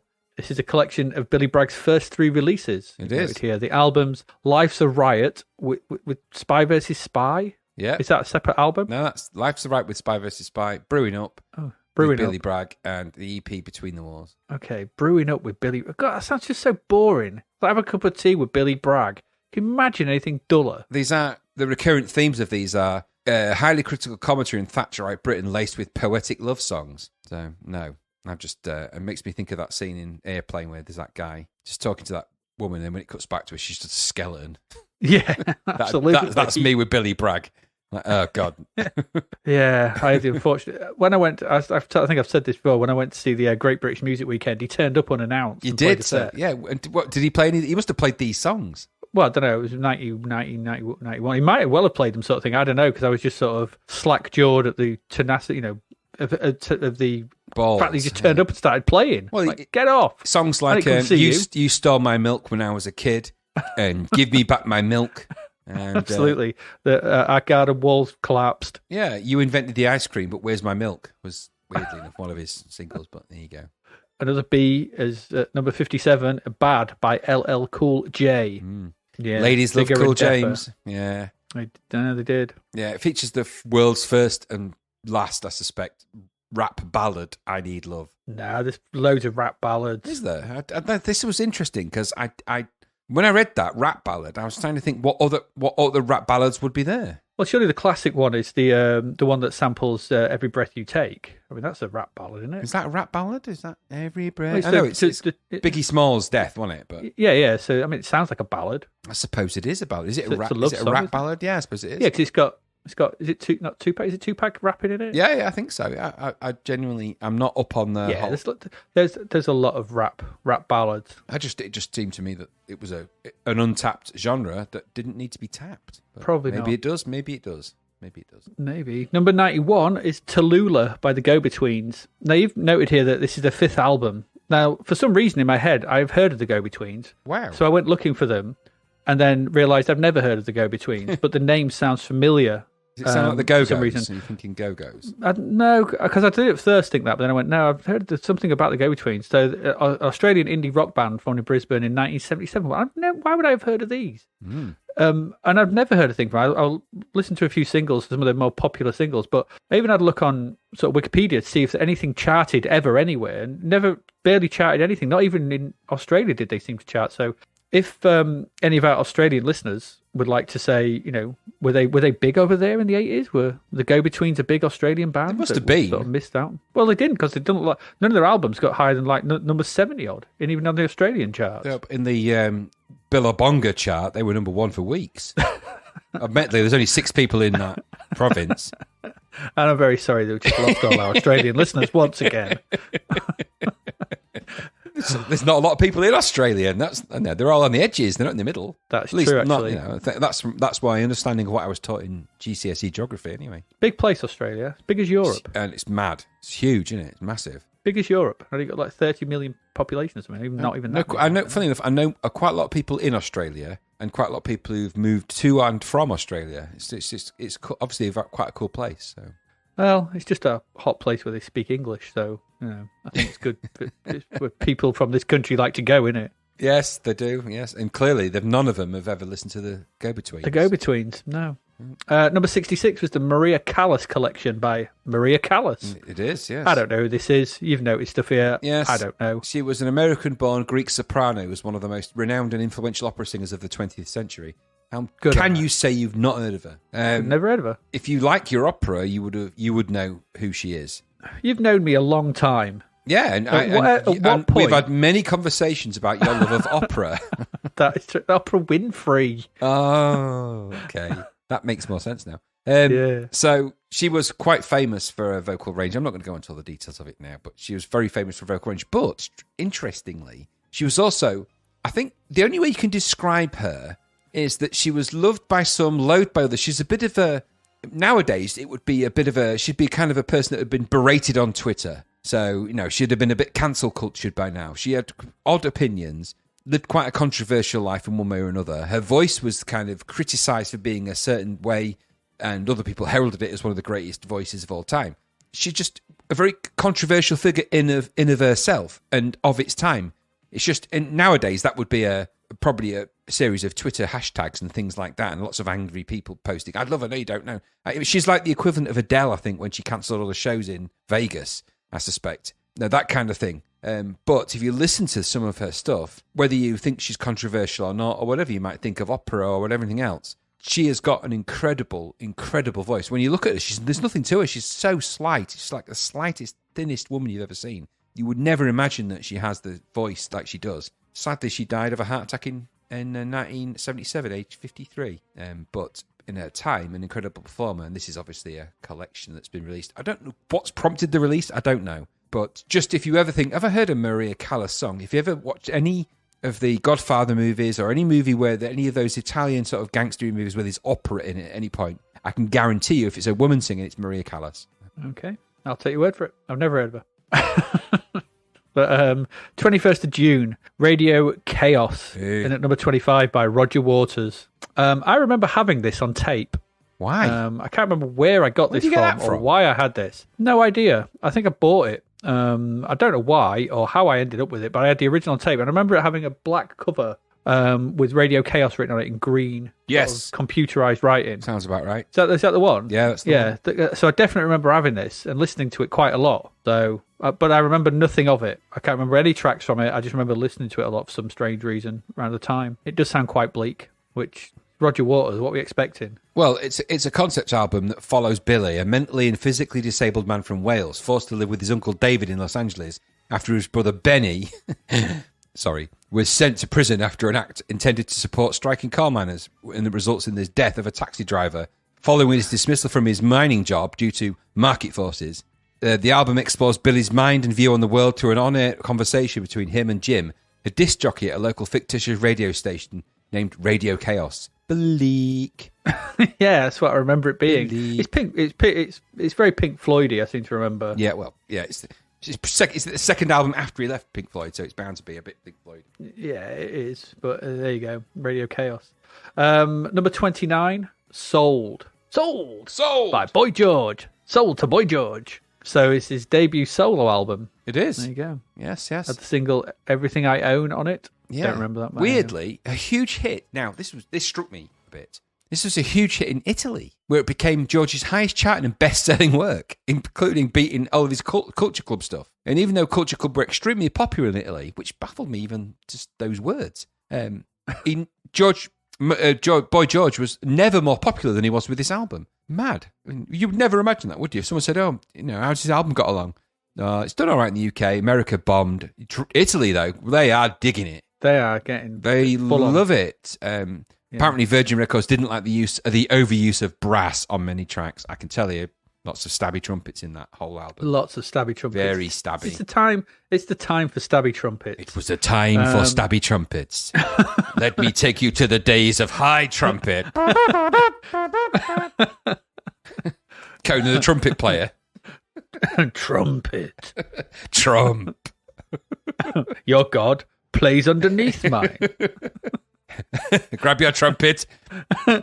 How does the wind ever get in it? You have no blowpiece.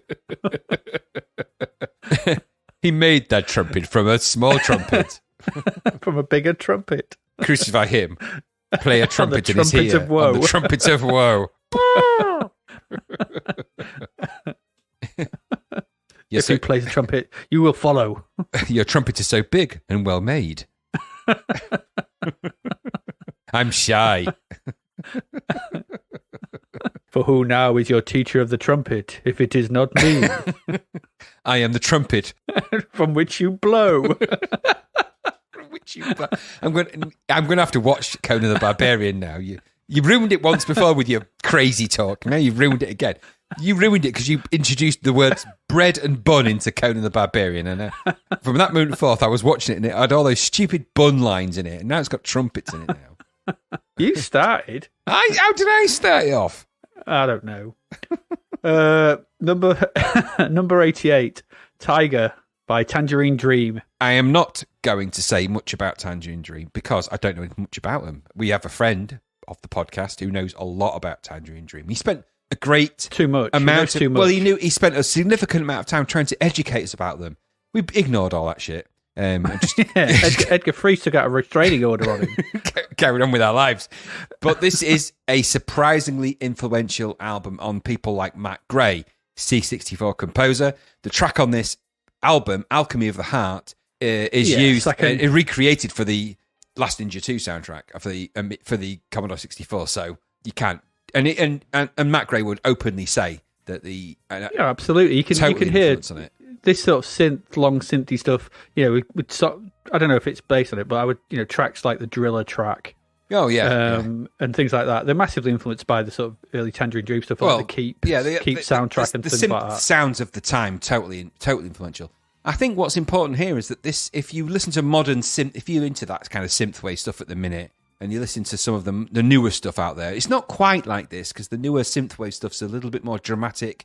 It's thematic as in the 80s. If you listen to anything like VHS Glitch or anything like that, there's very much the synth wave that's happening on things like SoundCloud right now has a thematic of that 80s, but it's more about reverie of the 80s sounds and pulling them together, which you sort of get in the whole Stranger Things soundtrack if you ever listen to that. Yeah. This stuff predates all of that, and it is a little bit like that, but without perhaps some of the thumpy drums. So... Thumpy drums. I know him. He goes down the local pub.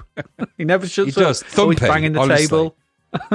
Thumpy drums. He is Thumpy, and his brother Thumpy Trumpet is like honestly. Well, yeah, they make bangy bongos. Well, he got his name because he punched somebody in the trumpet. Nobody really knows how or why, but he just did. Just got disliking to him. Punched his trumpet. The trumpet? Well, where is it now? Is the question. It was at his mouth. He lowered it down. There was a punch happened. A loud. People think it's a massive Adam's apple. Well, there was a loud bagark sound and an uncomfortable series of questions were asked after that. Absolutely. And at least three tubes of lube, and nothing was ever recovered. So best left unanswered, really. Indeed. At number 92 was Love Songs, the very best of Foster and Allen, Volume 2. Jesus Christ, Volume 2. Well, this is quite funny because this is Mick Foster and Tony Allen. Obviously very famous Irish sort of, singers, essentially. Yeah. They Mulligan hair, weren't they? They were sort of a funny pastiche. The prototype of exactly. Mortimer. Now, have you checked out the Wikipedia link, which we will post in the show notes? Have you checked it out? I have not, no. Because the discography is weird. Because if you look at the discography, there's a couple of albums in there, but the mainstay of their albums are compilation albums with compilation album names. Now, there isn't enough stuff that they've done to compile. So just a snapshot I took of, I think, 1986, 87 was their albums were the Foster and Allen Selection, the very best of Foster and Allen. After all these years, Foster and Allen. Reminiscing with Foster and Allen, and Love Songs, the very best of Foster and Allen, Volume 2. Where's Volume 1? That's, I think, the very best of Foster and Allen. They just didn't have Love Songs at the beginning of that. Later on, of course, you've got We're Still Foster and Allen. Alan has been ill, but I'm still singing. Together We Can Sing as a Duo. Foster Wears the Shoes. Alan Wears the Ties was a bit of a weird. It was. Late 90s take, I think, where he had a piano tie on. And then Double Hip Operations, but on different wards was the final album. Indeed. They're famous for releasing Zimmers. They released more compilation albums, which must be of the same 8 songs than any other recording artist in history. Different order, and with more or less flute. Yes, I think that's how they did it. I think that's the secret. They have massive fluting of the song Foster and Allen. Massive fluting of the Foster. Ooh, horrible. Chafing again. Chafing. Absolutely. He's going to get punched in his trumpet before long, and that's the end of that. As we know. Fluting of the Foster and aping of the Allen. No. 28th of June. As we come to the end of the music section, we are clutching at straws. I think we are. With Marillion at number 2. We said this last time. Yeah, they are. Because wasn't this the name of the single? Yes. Or was it? No, it was in the last music thing we talked about. We said the same thing. Absolutely. In at number 35 was the first chapter by The Mission. It is a compilation album. It is a compilation album. It's a collection of sort of remixes, B-sides, and things like that. And singles that didn't get onto God's Own Medicine or wasn't other stuff. So this does include some cracking tracks, actually, Over the Hills and Far Away, the extended version of Crystal Ocean, Seven's Kiss, but it also includes, Wake is on there as well, but it also includes the long edition, the extended version of their cover of Neil Young's Like a Hurricane, which stands as one of my favourite Mission tracks. It is massively drum heavy. Superb cover of that song by Neil Young. Very good. It also came free with a tiny hat template, which we'll post a link to. It did come free with a tiny hat template because, all good goths needed one. Number 36, just underneath the first chapter, was Forever, For Always, For Love by Luther Vandross. Yeah, amazing soulful vocals, Luther Vandross. Not my cup of tea at all, but a great vocalist. No. He sadly died in 2005, so we won't ever hear him again. At number 48 was 1 Second by Yellow. Yeah, how many of these songs off this album featured in the Miami Vice episode? That's the probably all of them. Well, Call It Love, Si Senor, The Hairy Grill, Moon on Ice, Hawaiian Chants. They were all used in episodes of Miami Vice, so at least 3 or 4 there. And I've noted that the recent pictures of Dieter Meier and Boris Blank from there. They look like a weird duet between Bruce Forsyth and Benny Hill in their 70s that never happened. Maybe post a link to that. So there's Good Game and Boobs, and that's what I think that's what their names were.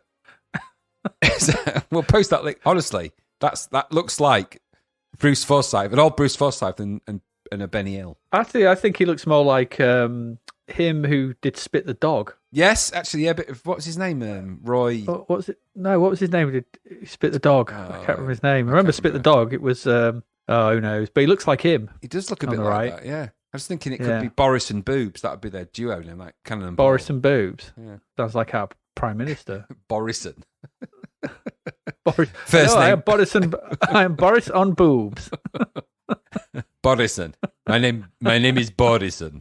Anyway, yeah. So I am a secret agent.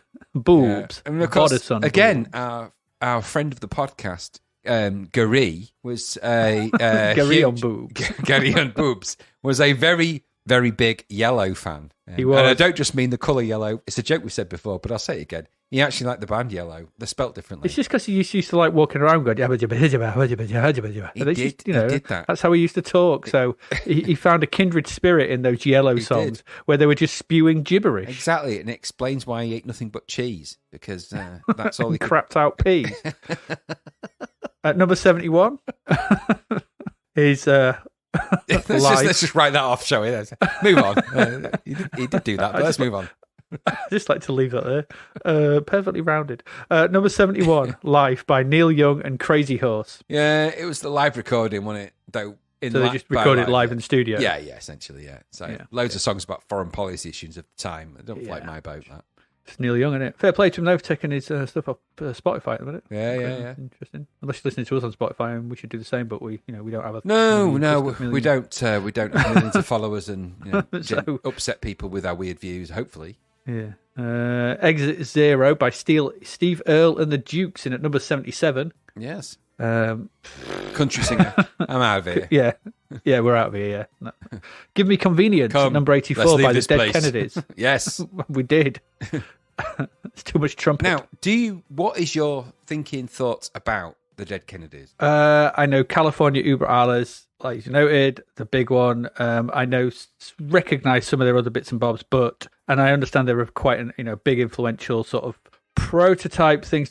I think the not post punk, but things like Henry Rollins and Straight Edge and stuff, aren't they? I think. Yeah. It's my understanding of where they sort of led to. Beyond that, I don't know. Well, I didn't realise, because obviously I knew that Jello Biafra appears on a lot of Ministry stuff. So if you listen to Land of Rape and Honey and Man's a Terrible Thing to Taste by Ministry, he appears on Did he do the vocals tracks. on Jesus Built My Hot Rod? No, that's the guy from I can't remember the name of the different group. It'll come to me in a minute. Yeah. No, he did things like you can recognise his kind of vocals.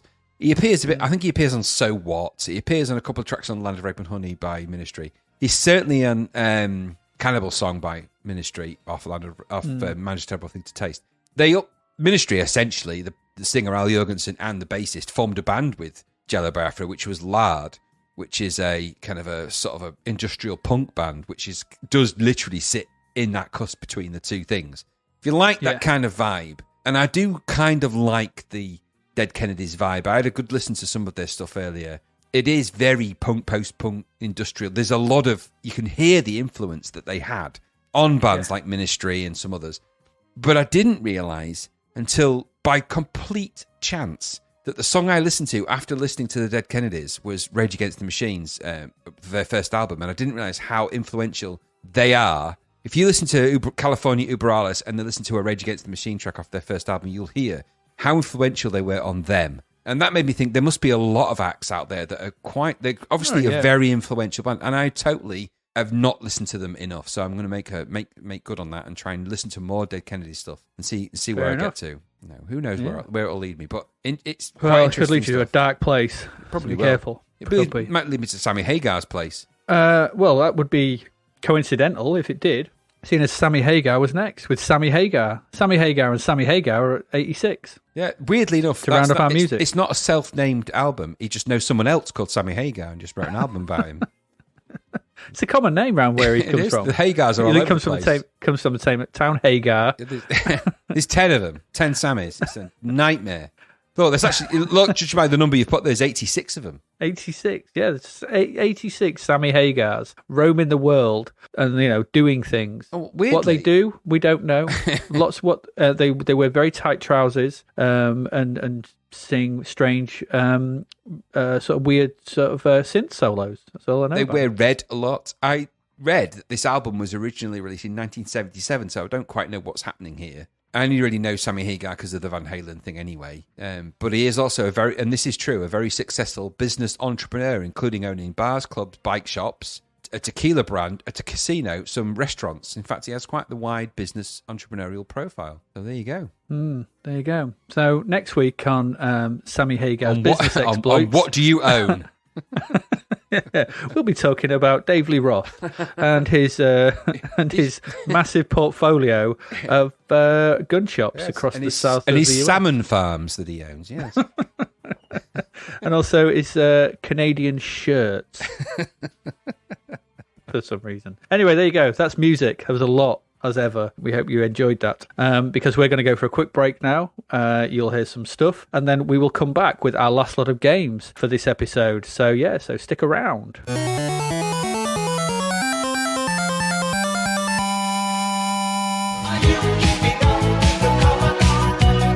The novel Escape from the Commodore 64 by David Hearn is out now. Crash landing on a green planet full of vector graphics, can Sarah find a way to escape for real? Or is she stranded on a planet full of sun, sea, and chippy tea forever? Imagine finding yourself in a cinematic karate game, having to rescue a princess, or remain stuck under the run-stop key forever. What about finding yourself on a space freighter full of robots? Could you clear the decks? If you were transported back to a Wild West town, having to round up outlaws, could you survive until sunset? What if you were a wizard with a cat who must colour worlds? Could you beat the game, or would a virtual guitar solo announce your demise? Sarah might just be another visitor, but she doesn't want to stay a while, never mind forever. Available from Amazon and all good online retailers, discover if there's a way out in Escape from the Commodore 64. Visit davidhearnwriter.com to find out more.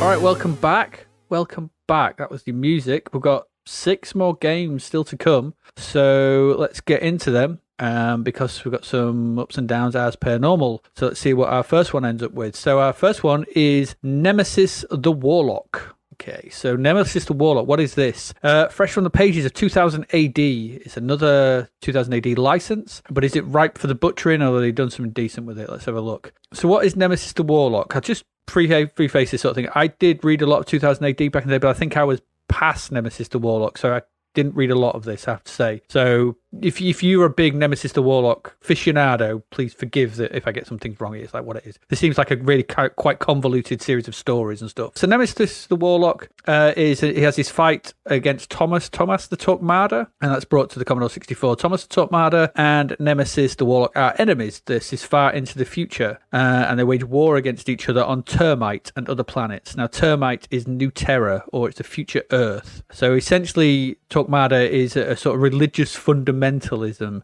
where they're trying to kill all aliens, and so that's what they do. They're trying to rid the universe of all alien life, and Nemesis is an alien who looks like a demon, and he's out to kill Torquemada. So this has very, very strong sort of religious iconography, visual stylings. They've got demons and angels and demons and sort of church knights all kind of fighting together. A really, really strong visual styling in the comic themselves. It really did look dead cool, which was, 2000 AD at its best. When 2000 AD is great, it has this incredible sort of strong visual styling to it. And it's made it really quite popular, even though it was infrequent in publication because because of that strong visual styling, it took them ages to make them. So they didn't always come out as they were supposed to.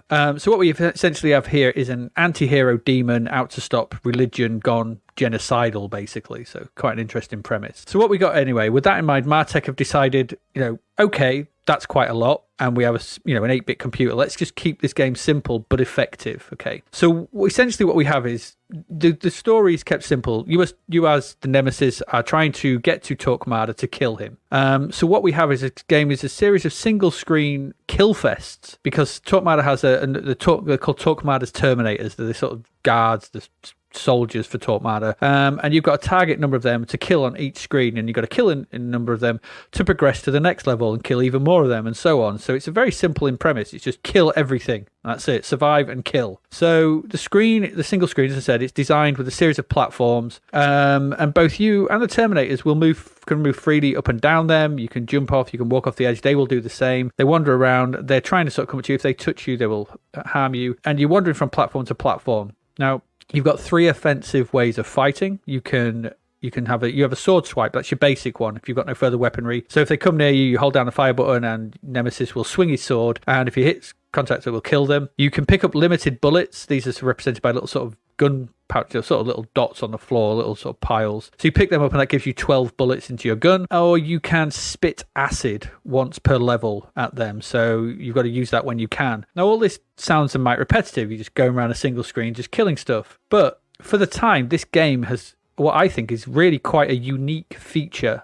And that feature is persistent dead bodies. And that might not sound a lot, but in the grand scheme of things, this turns this game into something else, because you kill an enemy and it cleverly, because you only ever get Nemesis and like 4 enemies come on screen at once, but when you kill them, they'll kind of fly back, bounce to the floor, and then they'll very cleverly code-wise, they'll turn into character graphics. You can kind of spot them, but they'll turn into character graphics, which allows more sprites to go on, but they stay there on screen because they're now not a sprite, they're characters. And that's fine. So they just stay there on screen. So it lays where it falls. If you kill another one, it'll land on top of it. So what this then leads to happening is these bodies can be jumped on and climbed, and so they start to sort of almost terraform or change the layout of the level that you're playing on. So they become persistent platforms, and that can be quite both helpful in navigating the level or also a hindrance, because if too many of them start to pile up in the way where you need to go, you kind of can't get past them. You can't drop off the platform because there's just a wall of bodies there, and you kind of get a bit stuck. And if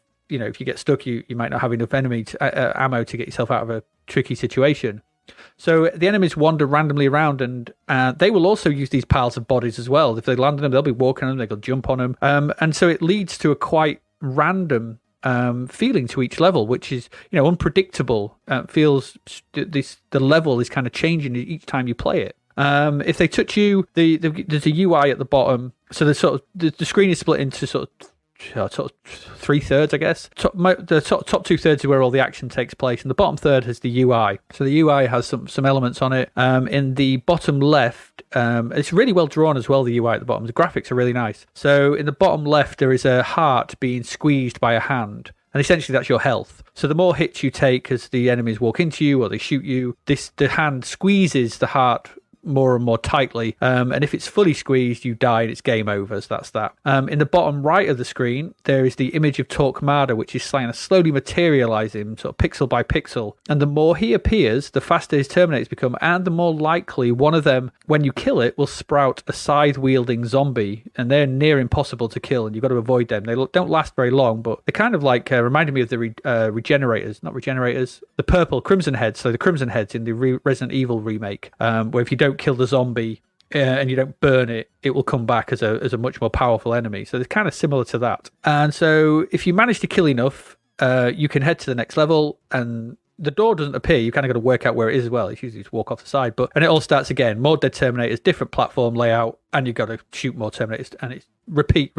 The fun thing about this is the piling up of the dead bodies. It's the persistence of dead bodies that make this game stand out, and it makes each attempt kind of as frustrating, each attempt is frustrating as it can be, feel like a very different experience almost, because of them piling up in one corner at one point, having them all over the top at the next. It kind of allows you some kind of semblance of strategy on your part in order to progress, because you kind of want them sort of, how you want them to sort of pile up. And in some levels, you need to pile them up in certain ways to get to higher parts of the level or to get to the door or whatever. So you need to sort of be a bit more, you need to plan for where you're going to kill these things and pile them up. So that's how it plays. The visuals are really nice, well animated. They're simple. This is really simple. You've only got these sprites walking about. The platforms are quite simple, but it looks really nice. That whole bottom UI section where you've got your gun as well, and your sort of this ammo, your acid spit thing, that's really nicely drawn. Everything's really nicely sort of bitmap drawing at the bottom. It looks really cool. The appearance of Commodore, the squeezing of the fist, really nicely animated. Really, it looks really nice. It's all really good. The sound's a great piece by Mr. Hubbard. It's a great piece of music in this. I heard it quite a lot in many demos. I think this was quite a popular piece of music by Mr. Hubbard. It's very heavy. It's very foreboding. It suits the game very well. It's in these kind of like Zoids kind of oeuvre. It's that kind of heavy Hubbard, I think is the way to describe this. Presentation's all good, and this is all good. This is a really, they've done something interesting here with this game, and it's that persistence of dead bodies. The only thing going against it, it's too punishing from the outset. You have to kill 25 Terminators on that first screen, and you'll soon realize that killing 25 Terminators while avoiding them, because there's a little bit issues sort of thing, like the way that the platforms are laid out, your head pokes above the next one, or the enemies walking underneath you, their head pokes above it. And if their head touches you, even pixely touching you, you lose health. And so that feels a bit harsh and a bit punitive. It should be like, if they touch you on the main, if you're on the same level, but just for their little ears to touch your feet, for you to lose health, considering you're in a big suit of armor, that seems a bit punitive. And so navigating it around the world, which is quite small and tight because it's a single screen, having to kill 25 Terminators as they keep piling up and the level getting more and more claustrophobic as more and more dead bodies are lying about, it's quite hard. I think if this had a slightly more gentle, and I know this is a harsh game sort of thing, but a more gentle difficulty incline, this would have drawn you in much better. So if you had not so many to kill, so it's like you don't have to kill that many on the first level, get used to it, get how it works, and then start to ramp the difficulty up.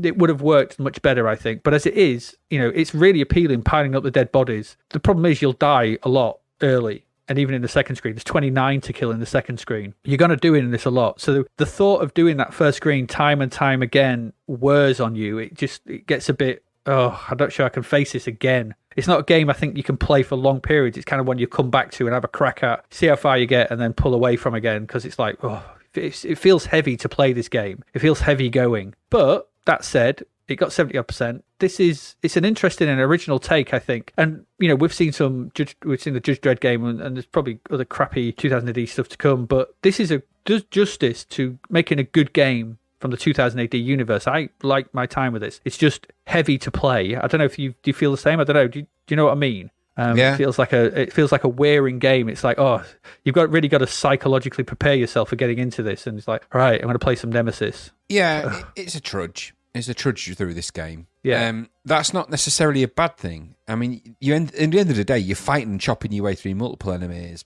piling up the bodies, working your way screen to screen. It's just hack, chop, hack, jump, hack, chop.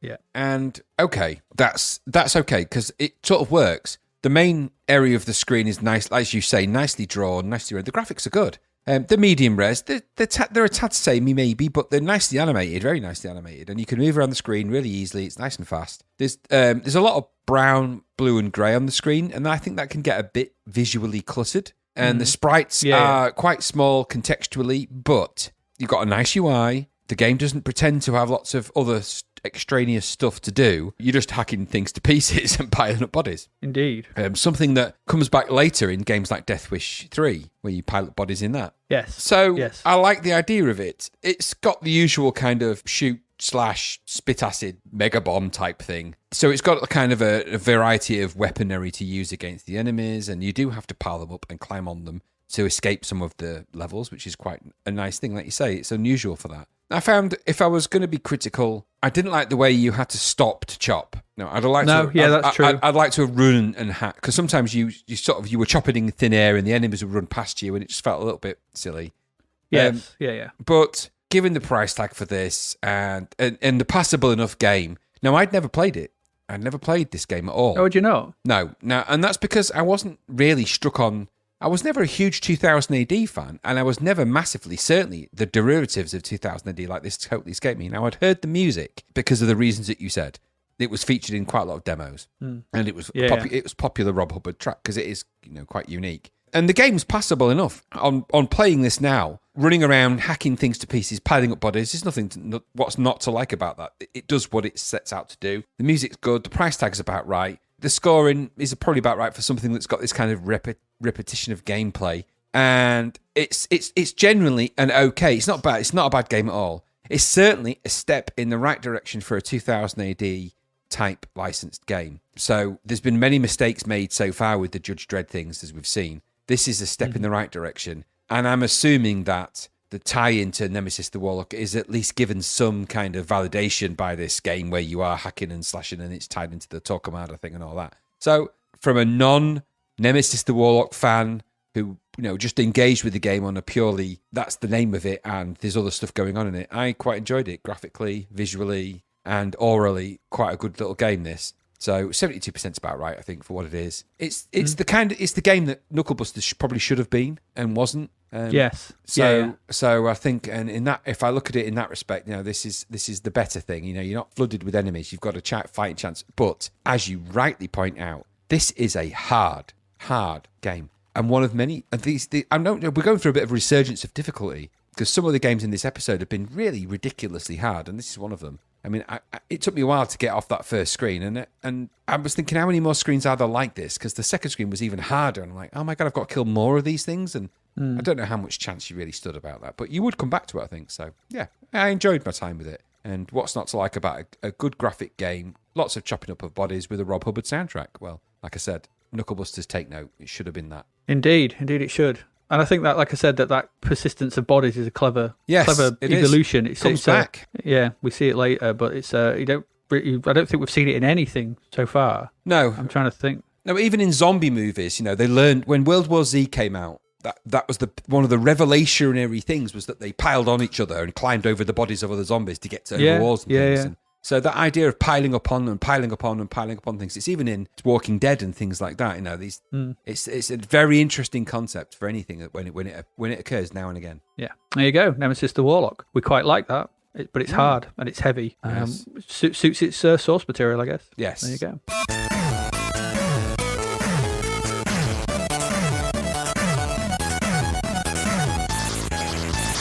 So let's move on to our next one, which I'm sure is going to be equally as good. Graham, did you enjoy your trip to the Nether Earth? We looked at the crap vote for this, didn't we? This is from the maker of Agent Orange. So, yeah, it's going to be great.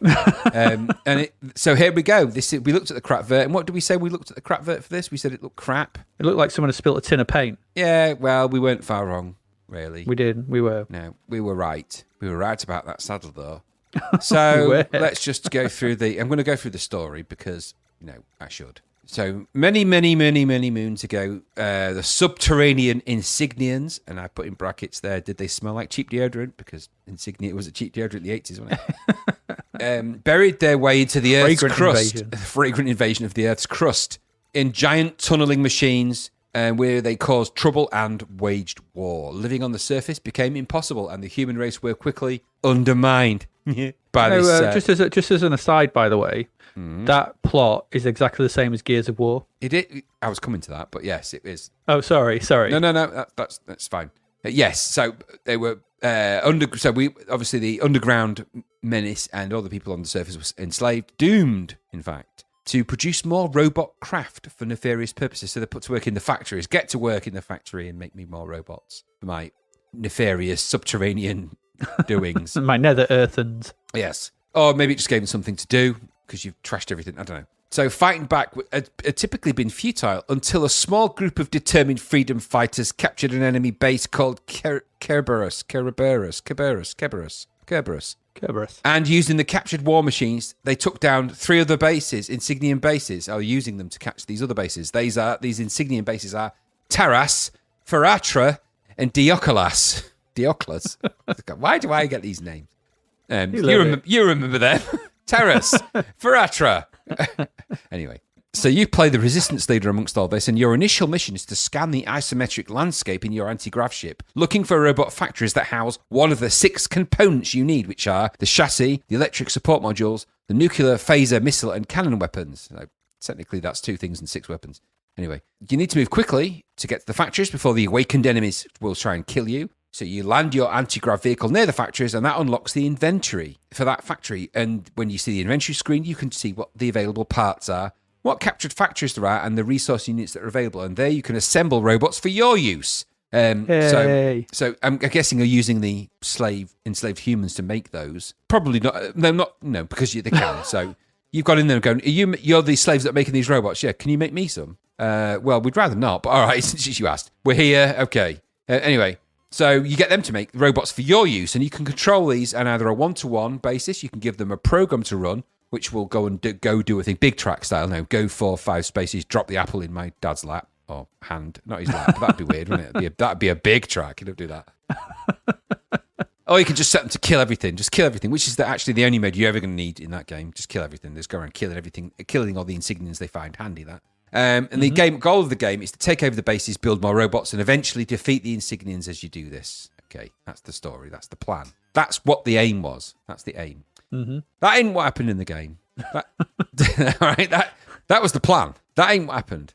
Now that guff's out of the way, let me tell you, this game sucks massive testicle. This is a ball-sucking game. The graphics are so badly realised, it's an isometric load of shit. It's bad. This is bad. This is bad. This is bad. It's green and green. It's bad. It's green badness. It's isometric badness. You move your pain sprite. Now, I've called it a pain sprite because it's a pain in the ass to move. You can only move it up, down, left, right. You can't angularly move this thing, so it's quite restricted movement. Even it's on its isometric axes. And it looks like a plus sign. So you're flying a plus. I'm not sure why it's an anti-grav vehicle, but it's a plus. So you can't really fight in a meaningful way, nor is there any much on the screen to look at. So your top half of the screen is this green and grey, badly realised, buggy scrolling garbage landscape. Underneath that is the UI, which consists of a crappy radar that shows your position amongst the green blocks, and that's it. And under that is a load of meaningless text stats for things you're never going to encounter, care about, or do anything with. So as I played this game, I just flew around a landscape where nothing engaged me. I encountered nothing. I could do nothing. I couldn't land. I couldn't do anything. I just floated around as a plus on a green landscape. I'm not sure if something more was meant to happen, and that's when I realised that the game had crashed for the first time. This is a buggy game. Bugged. Badly bugged. Right, it crashes all the damn time. So I've tried it again, and that particular time I was able to get to the inventory screen on one of the items, and it crashed again. And it's really buggy. This is unfinished. This game is an unfinished mess. It's a buggy, unfinished mess. I've no reason to think that this version we've got is some kind of bugged, cracked version or anything like that, because Zapped also described the exact same problem in their review. This is a buggy, unfinished mess. So I admire the blind ambition of the designer for this game. And that, as you say, that plot is a description of both Gears of War and Command & Conquer. Now, if those things had come together, so you've got to take over the enemy bases, you've got to blow them up, you've got to infiltrate those, that's Command & Conquer Red Alert. The whole idea of the underground things coming up from the ground, that's definitely Gears of War. Now, I'm not saying that this has had an influence on those things, because that would be impossible in any capacity. But the ambition and the idea of the game is all, and that is to its credit. This is on paper, that would have been an amazing thing. But there's no way this game would ever be realised in this way. So there is blind ambition of a designer, because this is far and away from being anything like programmatically and graphically, anything like that. It's just dreadful.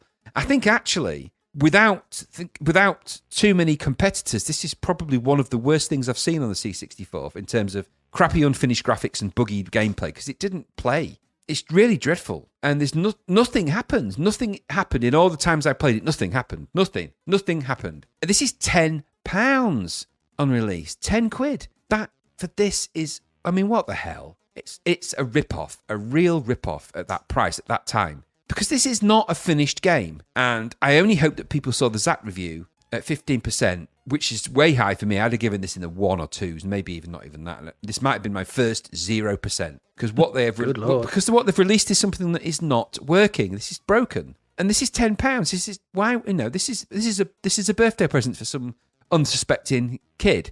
This is a Christmas present for somebody where the mechanic, that game story and that description might sell it to a few people, because it sounds quite good on paper. That game is nothing like the game that you play. Is nothing like the game they describe in any way, shape, or form. If trading standards had been around at that time, they would have been onto this. They would. This is nothing like the game they describe. This is a lie, a blatant lie to get tinkered off people, and I think it's a travesty and it's wrong. It's truly, truly awful, and I think it's a disgrace. But what about you? Yeah, it's a terrible, terrible game. I must have got lucky because I managed to play a fair chunk of this without it bugging out or anything. So still crap. It's got yeah. Don't get me wrong. So it's another crap that comes to life and lives down to the expectations we had for it. I think we thought it was going to be a vector nightmare. It's an isometric nightmare instead. So in essence, I think it's some of the things you've noted. It's a really early example of a real-time strategy game. So it's an RTS.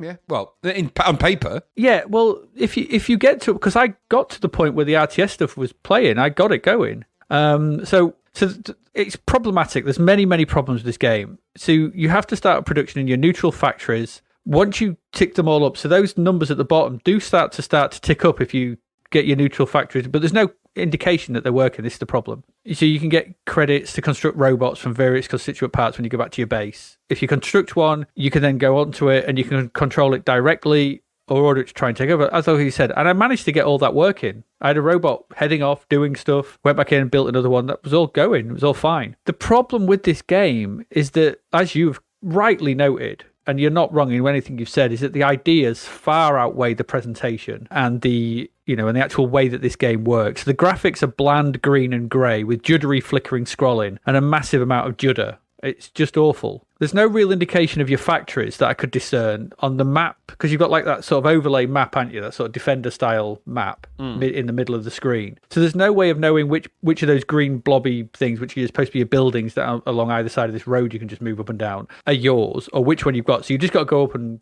move towards them.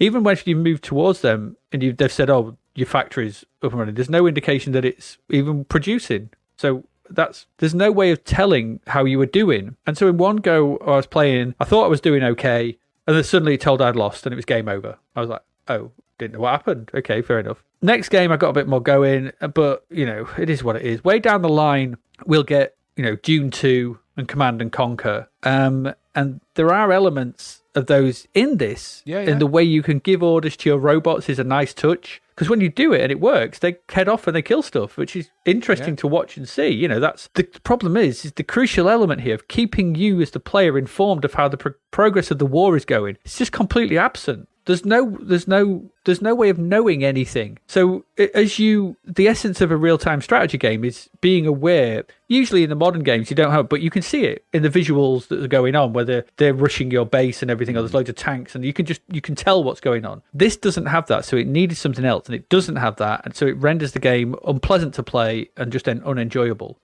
And it's a misfire because we've said this about, what was that other crappy one we played, which was like an early sort of like Ghost Recon game, Strike Force Cobra. Yeah. So there's these early elements of these games genres we'll see perfected way down the line, in quite a few years' time. No, actually, Dune 2 is only about 4 years out, and it was that 91 or something, Amiga 92. game, wasn't it?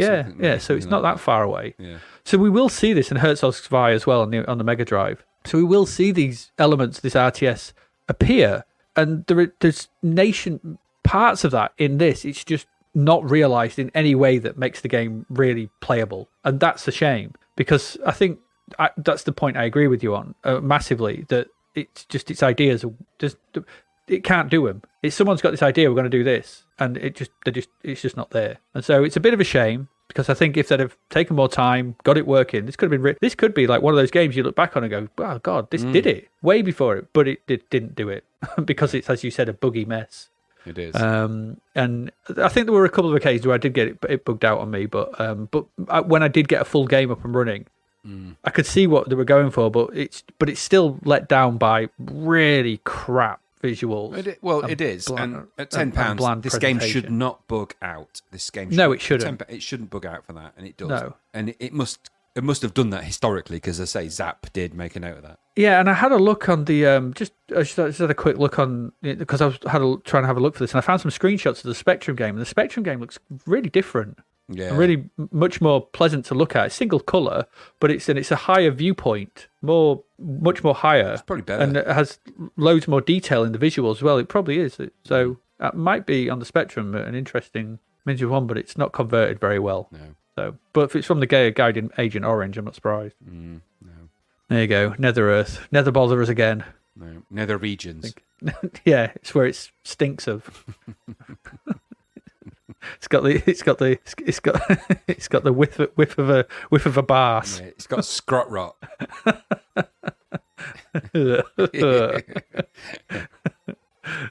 Next. it's got the nose of a smelly bridge. Yes.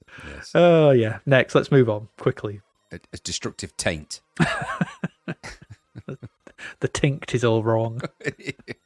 Tincture. It's all off. It's all off. It's all wrong. Let's move on quickly. God's sake. Now.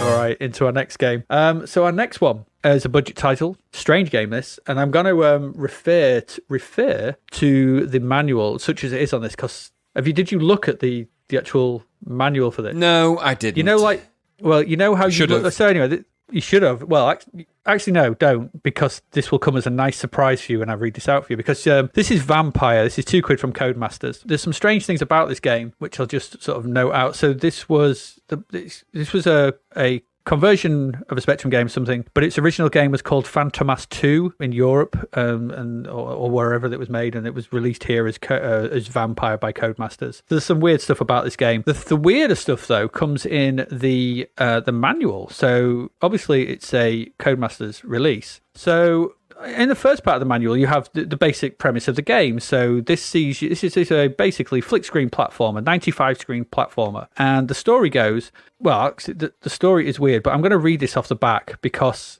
this is one of the more weirder things I've ever read. So, Vampire, historical background. The year 2987. Brock the Brave found himself on the high-security planet Hawkland. His life had turned into a daily routine of synthetic drugs and psychological sessions to change his behaviour and destroy his instinct of independence. When all was lost for him, hope sprang up. An emissary from the planets of Sol 1 proposed the greatest challenge of his life, to liberate the planet Earth and its space stations from Dracula and his vampires, who were subjecting the people to a lethal nightmare. The plot. In order to destroy Count Dracula, Brock the Brave must descend into the suffocating atmosphere of terror which envelops his castle. He must struggle against all the traps and enemies he finds on his trail, never wavering, without a look behind or the doubt that could cost him his life. The castle has two parts, the underground, full of dangers and traps, and the surface, where nothing is easy, which makes me think the dangers and traps are easy. To successfully complete the mission, Brock must follow the advice of the prophetic poem found in the Book of Wisdom. To destroy the hellish beast whose black teeth absorb all blood, you must descend to where no light will reach and find the keys which open all doors. No one wants to go to there. Yeah, absolutely. Open the shuttered windows. Indeed. Open the shuttered windows, and when the rays of sunlight flood the rooms, find those magic objects which will destroy the vampire of darkness. 2 cross sticks, the symbol of the power of white magic over black. Thor's weapon, symbol of the power which meets out just vengeance. A pin-sharp stake, symbol of the end of immortality for a vampire. What? What does that mean? That's all in the inlay. Aside from the fact that it sounded like you're smashing someone's back doors in and you're going to stick something up someone's ass at some point. Well, yeah. The other side just says to destroy vampire. To destroy vampire, travel through Dracula's castle of 95 eerie rooms collecting food as your energy is drained by his evil friends. To destroy Count Dracula, you must first find the 5 keys. Anyway, so yeah, that was weird. I wasn't expecting that kind of stuff. Brock the Brave and his synthetic life on Hawkwind, or whatever it was. Hawkland. Hawkwind. Wherever it was, Hawkland or something. I didn't expect that. So this is far into the future. As you may have picked up from all that nonsense, Dracula and his horde of vampires have wizened from their graves and taken over mankind's space stations and enslaved the humans. It was always going to happen. It was just a time bomb, wasn't it? There was always going to be an uprising. The fact that they've gone into space where there's no shielding from the sun is either here nor there. Well, this is the weird thing. Anyway, you play Brock the Brave, you've returned to Earth to find this state of affairs and do not agree with it at all and set out to do something about it. So what this means is a terrifying tale of navigating 95 rooms of Spectrum-esque platforming, single-colour sprite horror. Yeah. According to the cassette inlay, you must first find the 5 keys and put them in the 5 locks. What else would you do with them? One of these fixes the pedal-powered generator, which enables you to leap a vast chasm. Don't. This is on the inlay. You then have to open the 6 magical shutters by tripping the appropriate switches. Once you've done that, you must collect the hammer and stake, get to the top of the castle, and get the cross. Doing that will teleport you to space for the final confrontation with Dracula using laser bolts and jetpack thrusters. Okay. This must be one of the bizarrest games we've covered. Well, you know exactly why it's this way, don't you? Because in between each of these sentences are... and then Dracula flies into space on a laser beam. And then maybe we should make the jars of jam fruit-shaped. Yeah, probably. All of which is entirely irrelevant, as you won't get more than a few screens in due to awful controls and the stupid mighty bound of the main character. The leap. Oh, the leap. The screens are laid out in a very prescribed way, and it's very hard to avoid the many random enemy sprites that float back and forth or up and down. This feels like an old platform in the Jet Set Willy style. But it's actually quite recent. It's a conversion of the Spectrum game from 1986. It's not that old, but is this it feels older though, and simply well past its sell-by date. There's also a pit on the first 2 screens. Did you fall down it? Yeah, stuck. Yeah, you can't get out. No, dead. Nonsense. Slowly game over, and it's slowly game over because you have to just walk along with that tank thing just to kill you. That tank, yeah. Because you just killed by 2 jeeps. What we have here is a lock, stock, and barrel conversion from the Spectrum original with no thought to what could have made it better. It's just a bad... Why? This stupid plot, overwrought nonsense leads to essentially crap Jet Set Willy. Yeah. 34%. Vampires in space. Dracula in space station. What? No. I don't know. I mean, maybe this predates Jason X.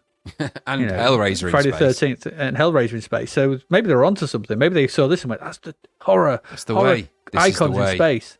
American Werewolf in space. We should have had that. But we didn't. But Vampire, there you go. The most fun you'll get from this is reading that inlay cover. Because the game itself, you could have had some fun reading that. You read that mod, you'd play the game because it was awful. 34%, too much. Pointless, because you never get anywhere because it's so hard. It's so hard to do your jumps because crap. I hated it. I hate these kind of nonsense shit.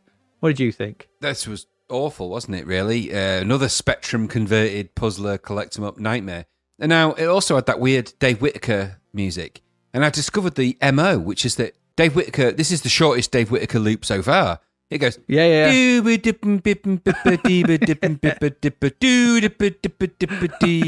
That's it. It was just uninspiring rubbish. Naff graphics, dull sounds, another Mighty Leap. But this one, the Mighty Leap in this makes the game controls basically useless and pointless at the same time. That's some feat. That takes some doing to achieve that. Dreadful game, lame conversion. I'd never heard of it, and now I wish I hadn't have. Someone needs to go back in time and tell the converters of this game to stop and do something else, because no one wants this in the future. Nobody. Not even at a budget price. This is my final statement. This game is a heavy punch to the cock and balls. No thanks. Future cock and balls. That's what it is. By space vampires. The space vampire story is better than the game. I just read that and think that's entertaining because it's stupid. I wouldn't want to play the game because the game features an all blue knight in running around getting trapped by tanks. It was just stupid crap. I hated it. I really hated it. Why would you need... Where's Thor's hammer come from? It's because they probably read it on a crisp packet or something. I thought, I'll put that in. That's how it came out. That's that's the sound. That's the sound that they made in between paragraphs. That was the noise. It was the tapping of ashtrays, the clinking of a bong, the sort of the bubbling sort of slurpy sound that you associate and baggies and all the things you would associate with that. The noise of a sitar. Large amounts of inhaling, extreme exhaling, rooms full of smoke, and that text appeared at the end of it, and they were like, "Oh Christ, I'll just add it in." That'll do. Here we go. Vampire. One of the bizarre things I've come across on this podcast. Weirdly strange. Let's move on quickly. Leave Brack the Brave or wherever it was in his Brock the Brave, his nightmare.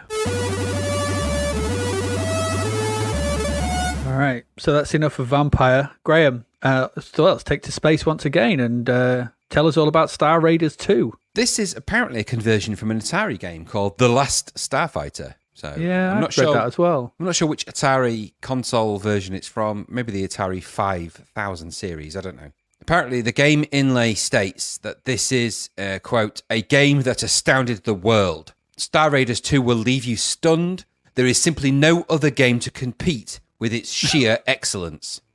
Wow, bold words. Yeah, on the C64, this is there's actually no first game, so it's a bold claim, isn't it? This is the sequel to an amazing game that didn't exist on the C64, so that's a bit stupid, isn't it? That claim. Yeah. Okay, anyway, let's dive into the story.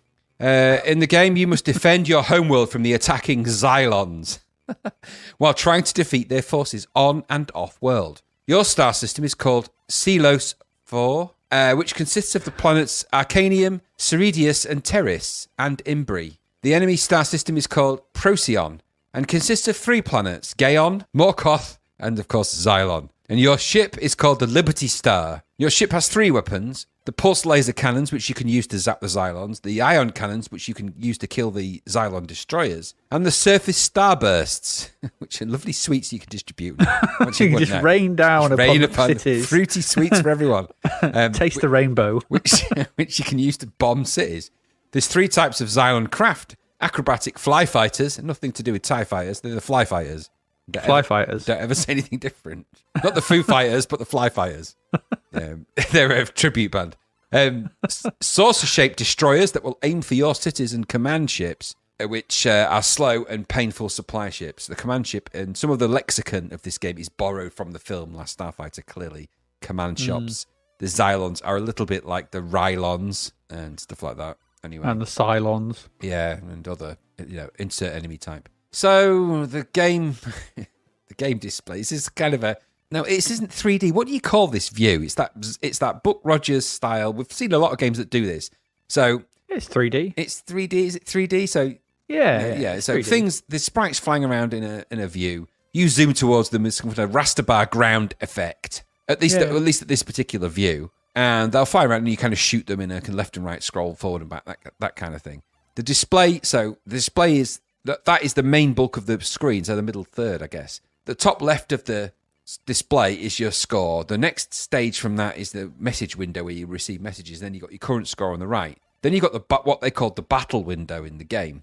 Underneath that, you've got your energy bar on the left, your tactical scanner next to that, and then after that, you've got 4 screens, which are your comms, master computer display, subspace radio monitor, and your Liberty computer monitor. They don't feature or do anything useful in the game whatsoever. Just green things that scroll up and down and make those make their lights flash in sequence kind of thing. They're flashing and beeping and flashing and beeping and beyond that you have 2, and I've got written the wrong word here. I'm not sure what I've put. 2 bars. I'm not sure what that's meant to be. 2 bars. 2 bars, yes, that show how many SSBs you have remaining. I'm guessing that's your ships. That's your lives. This game is is a combination of joystick and keyboard control. So you control the flight of your spaceship and the shooting of the things with your joystick, obviously. But you can press W to switch between your weapons. You can press S to activate your shields. T switches your scanner between target and weapons mode. And space changes your system chart display. All of those things are how the game presents. As for the actual game itself, this is a variation of a number of games that we've seen before, namely, I think, Skyfox and Sentinel. Yeah. Sentinel was a version of Star Raiders, wasn't it? So Star Raiders is that game that's not on C64. It must be on, what is it, on the Atari or something else? So, it was on the Atari, yeah. So a blue and green raster bar thing scrolls down the battle window to represent moving land as you fly forwards, and we've seen many of those effects before, so there's nothing new there really. You fly through the 3D space, a bit like Buck Rogers, only here your POV is from the gunnery view, similar in its way to Last Starfighter, in the way that the game in the film is demonstrated. You have a target reticle in the center, and you sort of move it around, shooting the enemy ships, which vary, sort of zoom in and splurge around the screen, float about. There's some patterns to the way they fly, but it's not difficult to shoot them because they seem to fly in long lines across the middle of the screen. So you just sort of aim for the middle line and shoot them. Yeah. They don't really avoid your bullets as such. No logic to that. Periodically, there's something that scuttles across the ground. No idea what that was. Just something on the ground, just like a single coloured sprite thing that scuttled across the ground. Didn't seem to do anything. The displays keep you up to date with all this nonsense, allegedly. The graphics are quite blocky. They're a bit uninspired and generally rough as shit. Mm-hmm. It all looks pokey and dull. There's not much to offer. There's the usual noise filter sound effect, though. Kind of sounds for speeding up and flying and all that. Interspersed with various boops, beeps, warning beeps, boops, laser noises. It's not very good and it's not much fun. 10 quid's a lot to ask for this because it doesn't seem to do a lot. Now, there's also a galaxy display screen in this where you can fly between your sort of systems and planets. And I think if you can get past and get through some of this sort of nastiness, because I was on the flying across the green and grey landscape raster bar thing for ages. I didn't seem to be able to do much more than that when I played it. And I, by accident, found myself on the interplanetary move to the other planet thing. But even when you do those things, it's kind of the same difference. There's not a great deal of variety in my experience of it. Yeah, you're just shooting aliens in space, aren't you? Or shooting aliens on the ground. Yeah, so. it didn't look like there was much to it. And that made me think that I think I'd rather just play. If I'm going to play a game like this, I'm going to play Skyfox or something like that. That feels like it has a bit more point and a bit more landed gravitas and just a bit more about it. This feels like it's a bit of one of those games light, but it doesn't have the light price tag. And in that sense, there's parts that just feel a little bit unfinished. The UI feels unfinished. It feels like that should display you more than it does. Yes, yeah. And because you don't get a lot of visual feedback from this game, you never really know what you're doing. You never really know where you're at, what you're doing, you get a score, okay, but it's arbitrary.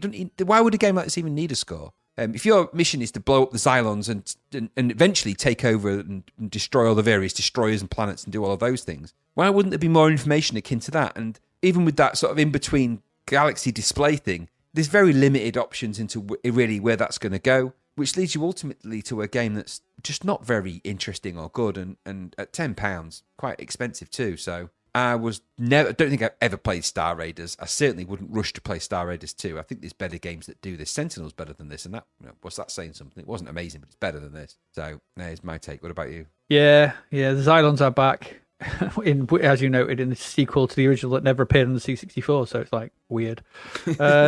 You've covered most of it, and I think we've just chatted most of it there. 3D Space Blaster, you zip from planet to planet in order to protect the galaxy and wipe out the invaders. It's supposedly an aborted Last Starfighter conversion. That's what I've read as well. But it was turned into Star Raiders 2. So I don't know what the genesis of this is, whether this was an actual... They wanted to make the film into a game and it didn't happen, so they just took it and rebadged it or whatever. There's not much to this after moving from planet to planet, and you shoot the same alien waves as well. It's the same brown alien waves. Again, Once you kill 10 of them on a planet, you get the pod, the base ship sort of thing. You try and shoot them, and then obviously once you've done that, you just head off to refuel and get your shields back up again every now and again.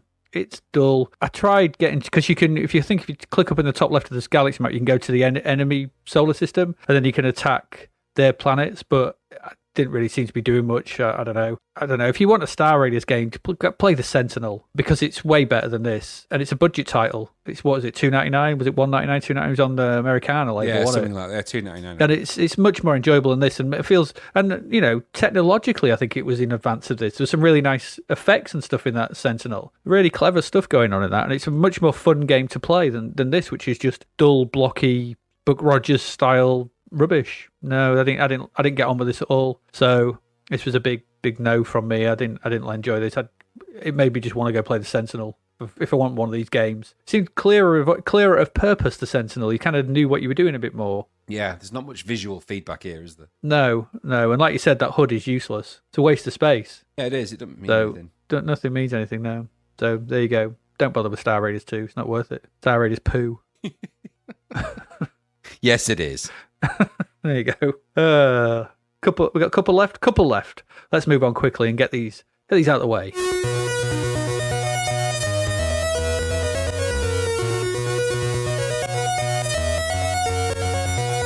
All right, what's next? Cyborg.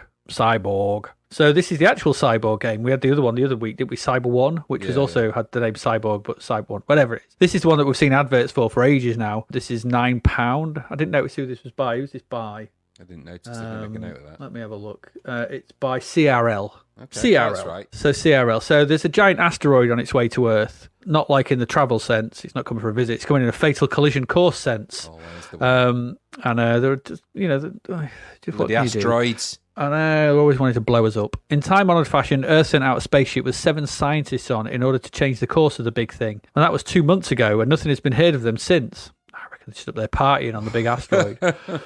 So Cyborg is sent out with supplies. Kind of like, I thought he's kind of like a long-distance Deliveroo driver. It is.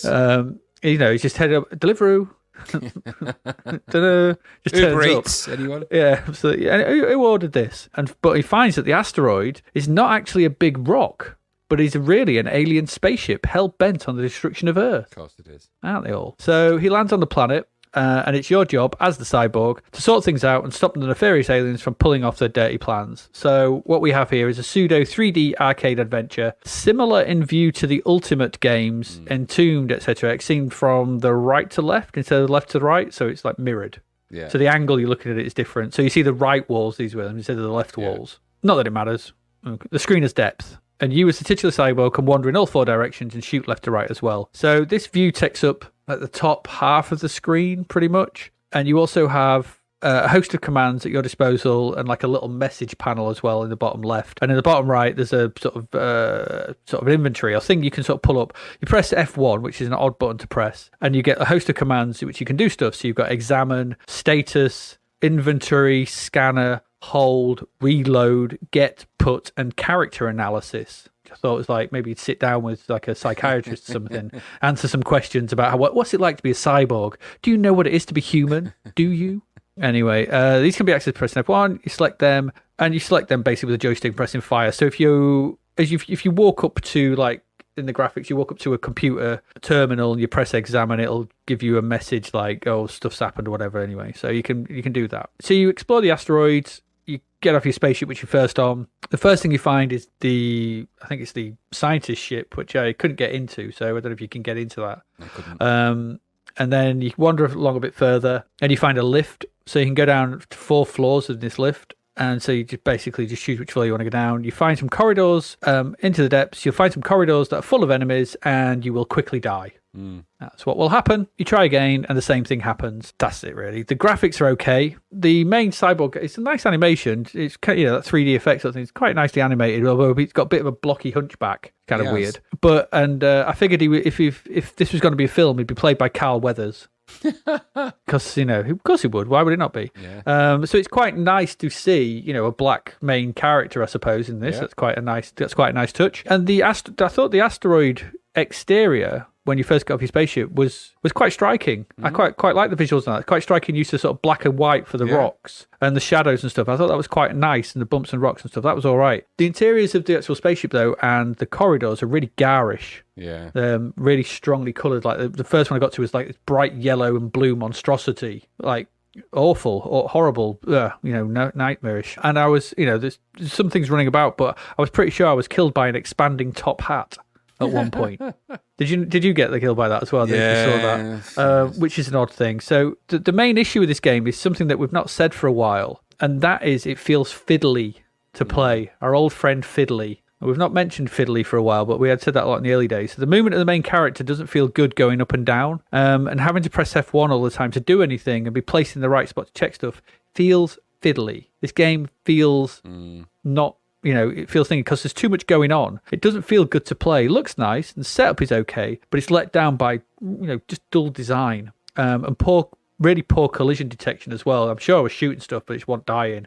And it's way too easy to see the game over screen before you have to repeat all the dull stuff again, because it puts you back on the start of your spaceship where you've got to run through 2-3 screens to the left, climb down out of it, go to the right, past the spaceship, back to the lift, back to the thing, die again, repeat. You'll do that a lot in this game if you actually want to get anywhere, because it's really hard to get anywhere. My understanding was this was touted as quite a big deal. There was a lot of adverts for this. I've been seeing a lot of adverts for this for quite a few months. So it probably was in production for quite a length of time, but this didn't come off. It needed either more time in the oven or something, but it's not very well designed. It looks nice to start with, but then once you get underground, it's over far too quickly and you can't really do anything. And so I found it frustrating and boring after a while and just turned it off.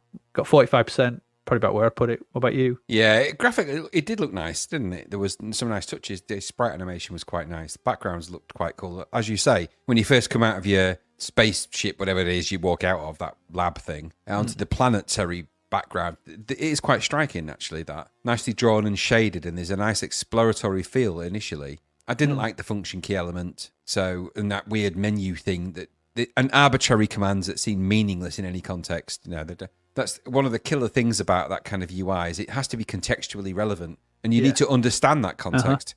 Otherwise, as with most of these kind of games, up until we played the real point-and-click games, walking up to a computer and just trying out different commands isn't any fun, and you have to do that a lot in this till you really understand it, and you're not going to get that far because you'd be dead. Like you, I couldn't enter any of the spaceships, found my way to the lift. The graphics here started to look a bit shoddy. They'd gone from being quite good to the lift looking quite blocky and chunky, and they'd blatantly nicked the Mission Impossible sound effect for the lift. Yes, yeah. So, and then once I was on those corridors shooting at stuff, I was quickly overwhelmed and dead. So, I think there's an average game idea wrapped up in here with some decent sprites and I noticed some flickery bugs here and there as well. There was some of the sprite flickiness when you got more enemies on the screen. I'm not sure why that's the case, but it did flicker a bit. some of the backgrounds did get more blocky in certain areas, which makes me think that this wasn't necessarily drawn by one person, that there was some payoff here and there. And maybe that this game started with a certain team and didn't end with the same team. I don't know. I just didn't enjoy playing it. It didn't give me much to go on. I wasn't sure what I was really aiming to do and to achieve, and nor did I have the full confidence that the things I had upon my person were the things I needed to complete it, and there was no visual feedback. I don't like games when you have an icon/UI that just encourages you to just have options that don't mean anything and disrupt the gameplay. Like you say, it becomes fiddly is the good word. It's fiddly to control when you've got to press the F1 and then navigate your joystick up and down your options, and it's fiddly. And when those options don't have any payoff, so you click on the one, it says, no, I'm sorry, no. It's the equivalent of north, there's nothing into the north. Go south, there's nothing to the south. Go west, there's nothing to the west. It's that kind of frustration point you reach in a text-based adventure when everything you type is just negated, or no, that doesn't work here. That doesn't work here. That isn't relevant here. Something that crops up in these games now and again, even Zapped McCracken and Maniac Mansion feature that a little bit, but there's ways they sort of achieve a way around that in those. Here it doesn't, so 45% is about right, isn't it? And I was thinking about this game, and I thought to myself, like, if you've got this idea, like this cyborg delivery guy, whatever, goes out and what's the fight? What essentially you've got here is a mystery. Yeah. And so instead of taking the enemies out, put a piece of music on like Driller, a sort of slow thingy like that, kept it bleak and a bit more empty, and like go into the terminals and you get these kind of messages and stuff, or weird stuff finding out things. You're trying to figure out what happens to these scientists and the odd enemy here and there, or the odd thing to sort of shoot and things like that. And as you progress through the various floors, having stuff to find that sort of tells this story of, you could have actually done something quite interesting with this and quite atmospheric of like, something different. Yeah. And it feels to me like that may have been, because the opening sequence sort of hints at that, but then it's like, oh, we've got things, we need to put enemies in. All the enemies, put them in. Yeah, it goes a bit V, doesn't it? Yeah, very much so. And I think it's almost like a game of 2 hours. It's like that first, they've done all that opening section of wandering on the thingy. Yeah. And then once you get into it, they were like, well, what do you do? Well, I don't know. Just shoot stuff. Well, just put some sprites in and shoot stuff then. Yeah. And then that wasn't finished. But there's an idea, there's an idea here. So, it's a mystery is always interesting to try and solve. And a sci-fi mystery about scientists that have gone missing on an asteroid that's heading to Earth. If they don't blow the wad straight away and tell you that, it's a giant spaceship, you could find that out, and that would be way more interesting. Yeah. But the premises of games that later do that. There's a couple of games on iOS that do that kind of narrative, almost sort of run around finding stuff out as you go kind of game, and unveiling parts of the story as you go. I mean, that was always the as slow as they were. That was kind of the appeal of like the Driller games and things, Driller and the Freescape games, where it's like, there is a world here, go explore it. We're not going to tell you much, and we're not going to bother you much. So it's like, try and figure out what the hell's going on, and whether it works or not in certain circumstances is open to debate, sort of thing. But you get a bit of atmosphere with it, and you create that right feel, and you could have had this be something quite interesting, but it's not, and it becomes a fiddly shoot. It's like it's feet in both worlds, and neither of them are particularly well done. Yeah, it's a shame. No, I could agree. Have been good. I agree. But there you go. So that's Cyborg. We've got one more game left.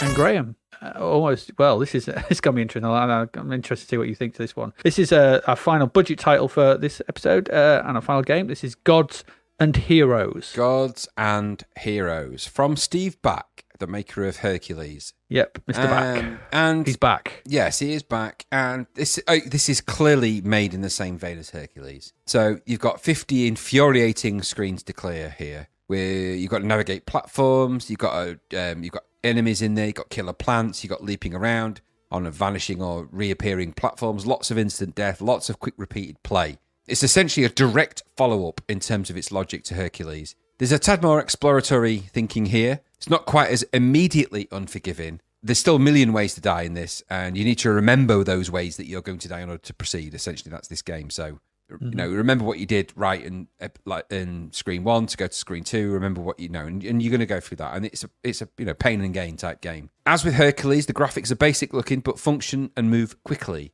This game's fast, and you can even change the speed of the game when you start it up, because you can set the speed, number of players, and that kind of thing. It's instant death platforming. It's that kind of game, and there's loads of games now that do that, but this is innovative at the time. It's a direct, like I said, a direct follow-on from the logic of Hercules. I think it's a little bit more forgiving than the Hercules, which means it's got a little bit more of an in. Yes. And because of that, I actually find it quite interesting. I don't like games where I'm just repeatedly dying loads and loads and loads initially, but this, you didn't die as soon as you started the game in this one. You had a little bit of time to think. You found that invisible platform, you jumped across. You found the other invisible platform, you quickly go up and get the hammer onto level 2. Right, how am I going to get from there to there? And it's that kind of game. It's no frills. It's no silly story dressing it all up or anything like that. Survive each screen long enough to find the object, to get to the next screen and continue. For $1.99, this is supremely playable fun. Take a note, games that are providing 80-page novellas, backlog, story, nonsense. I mean, just look at the games that we've looked at over the past few games that we've looked at. The Vampires with its incomprehensible story, Nether Earth with its, stupidly inflated price tag, but loads of guff that comes with it. You don't need those things. This game is a simple, survive this screen to get to the next, survive that screen to get to the next, learn the ways of the game. Once you've learned what you need to do, and that one, you're going to learn it for the second screen. When you learn it, you're going to get to the third screen. When you learn the third screen, so on and so on and so on it goes. If that's the logic that you like, you're going to really get a lot out of this. For $1.99, it's a bargain. It's a bargain. Now, I didn't like Hercules on my playthrough initially. That's directly because I found the instant death as soon as you started the game on, and it changed levels as well when you started, so you might not start in the same place in the same way. Yeah. This one at least applies the necessary consistency that I need to make something like this game more accessible for me. And because it had that, which is the thing that Hercules needed, because it had that, I quite enjoyed my time with it. And I was playing this for ages. Out of all the games we played for this episode, this was the one that I'd been playing more and more for ages, because I just found it quite fun and a bit of a laugh. Yeah, you die a lot, but so what? No, these games are, no one's pretending that you're not in this game. You're not punished or penalised in any way other than what's obvious for the game mechanics of this gameplay. And because of that and the way it looks and everything else, yes, it's perfunctory, it's basic, but it doesn't pretend to be anything else. And it's £2. There's nothing wrong with that. I think this is a really great title, and it deserves its 84%. I think it's really, really good. It added things to Hercules that I needed to make it something that I would enjoy. So for me, best game that we played out of the lot. Yeah, I'm gonna fully agree. I don't know if it's as good as Zenji. I quite really enjoy Zenji, but it's a good one to end on. Good budget. I'd say another good budget game.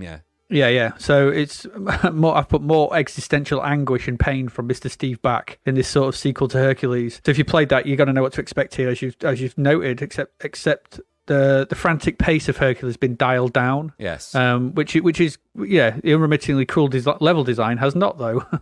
And this will have you tearing your hair out as you try and navigate the tight spaces and tricky jumps, only to have the platform turn to fire or the rope disappear, sending you to your oh so frequent doom. But as you've noted, you're only, I think things we've kind of intimating is that you're only a few seconds away from restarting again, and you can get there again, and you don't go on that rope again, even though I did several times because I'm an idiot. As budget platformers go, this is well designed and thought out. I mean, not even as a budget platformer, as platformers go, this is well designed and thought out. You do have to get in the right mindset for it, and I think the loss of the frantic nature of Hercules is mostly good, but it feels more sedate and approachable, and as you said, it has an in. But I think it does kind of lose that incredibly kinetic energy that Hercules had. Now, we said that one for everyone. I got on with that more than you did, but I kind of liked that initial, you have to move quickly in Hercules or you will die. Yeah. And I know in this it's a bit so that one in this. So there's kind of, I think that you're absolutely 100% right that this is more like, more people will probably enjoy this than Hercules. I think that's going to be a given. But I think it's they're much of the same. But it's just that. All that said, it's a game of design over visuals, and I think that's quite clear here. It's not, the visuals are perfunctory. They do their job. Yep. Don't hit anything. The platforms are clearly platforms. Spikes are spikes. They look like spikes, even though it's just like points, whatever. You don't hit anything. Flames are flames. It's easy. It works well. It's easily readable, which as well is good for this kind of thing, because when you're trying to navigate these screens, you need to be able to read it quickly. Yes. I mean, and so I found the graphics were, not that they're great, but they were tad easier to read than Hercules. Yeah. So it was more easier to navigate. The screens are tough to learn, and invisible platforms all over the place, and ropes that just disappear and whatever. But it's immensely satisfying to get through. Even one of them, two of them, three of them, it's incredibly satisfying. And when you're like, yes, thank God. It's that, Super Meat Boy, finding N++, all those kind of things that came in the sort of early 2000s. It's that kind of design ethos. And this is one of them. Go back to it. If you like them, go back to this. It's a challenge that stands up today. I'm fully in agreement with you. This is a great game. what else is there to say? Great budget title, £2, bargain. This would have kept me going for ages back then if I'd have played this. And I didn't play it back then. It just didn't come. No, and I come feel to me. quite sad that I didn't. I was not, and maybe just didn't get the push that I needed it to have, or just didn't get the. Yeah. Thought, oh well, I'm going to spend my money on Last Ninja or saving up for this or that. Or whatever. I think this time we're talking because Last Ninja comes out this year, doesn't it? In 1987. It's very soon, yes. But I remember getting that for my birthday in July of that year. So and I didn't get a lot of games in between at this point. So even at $1.99, I was being quite picky. I wasn't working at this point at the pub. I did prior to this, then I stopped for a while, then I went back to working there. So I don't think I had the expendable money to buy sort of £2 games at this point, but I would have if I'd had that and seen that, I'm sure. Yeah, would have been good. I wish I'd played it. But there you go. Gods and Heroes. Good one to end on, considering some of the garbage we've just played through. Oh, God, yeah.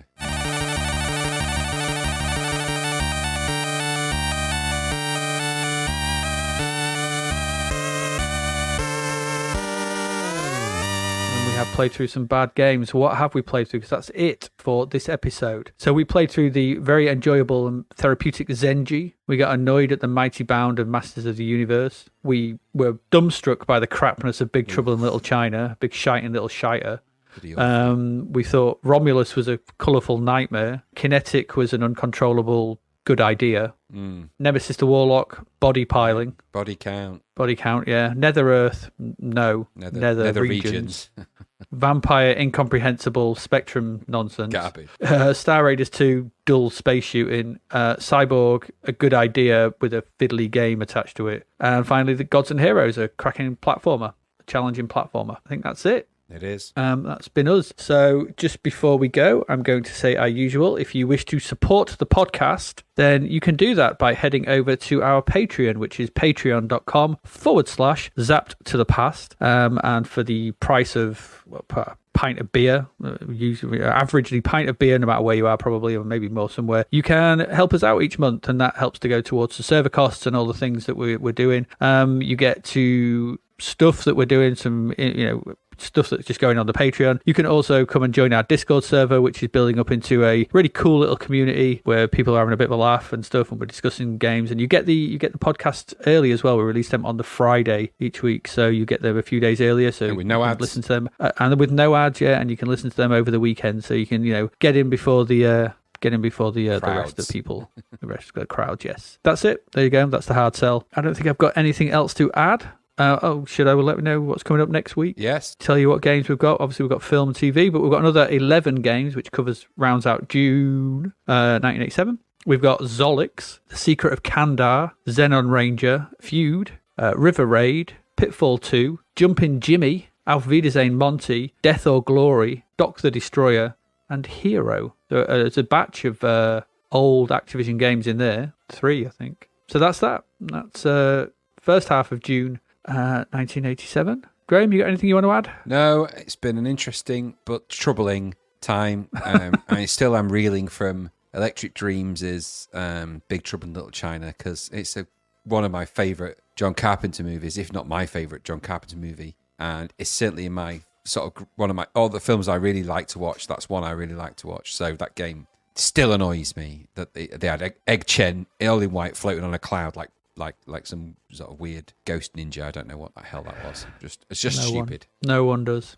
Let's put it behind us and move on and look forward to hopefully some good games next week. I can feel myself getting low pangry.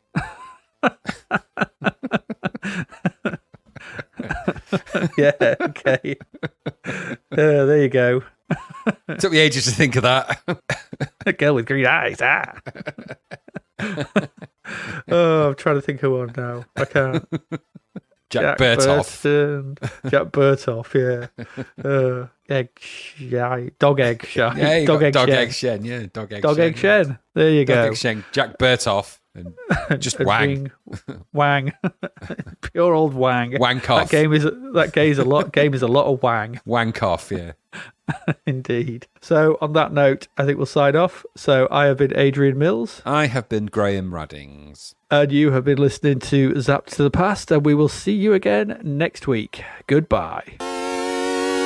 Thank you for listening to the Zapped to the Past podcast. We hope you enjoyed our deep dive into the world of Commodore 64 games, as well as the music, films and TV from around the 1980s, driven, of course, by the issue of Zapped 64 magazine published at that time. We will return with a whole new batch of games and stuff to talk about next week. Until then, if you want to listen to or download previous episodes of Zapped to the Past, and why wouldn't you, they can all be found on our website at zappedtothepast.com, as well as being available on Podbean, Apple Podcasts, Google Podcasts, Spotify, Deezer, Audible, Player FM, and, well, pretty much anywhere where we can upload them.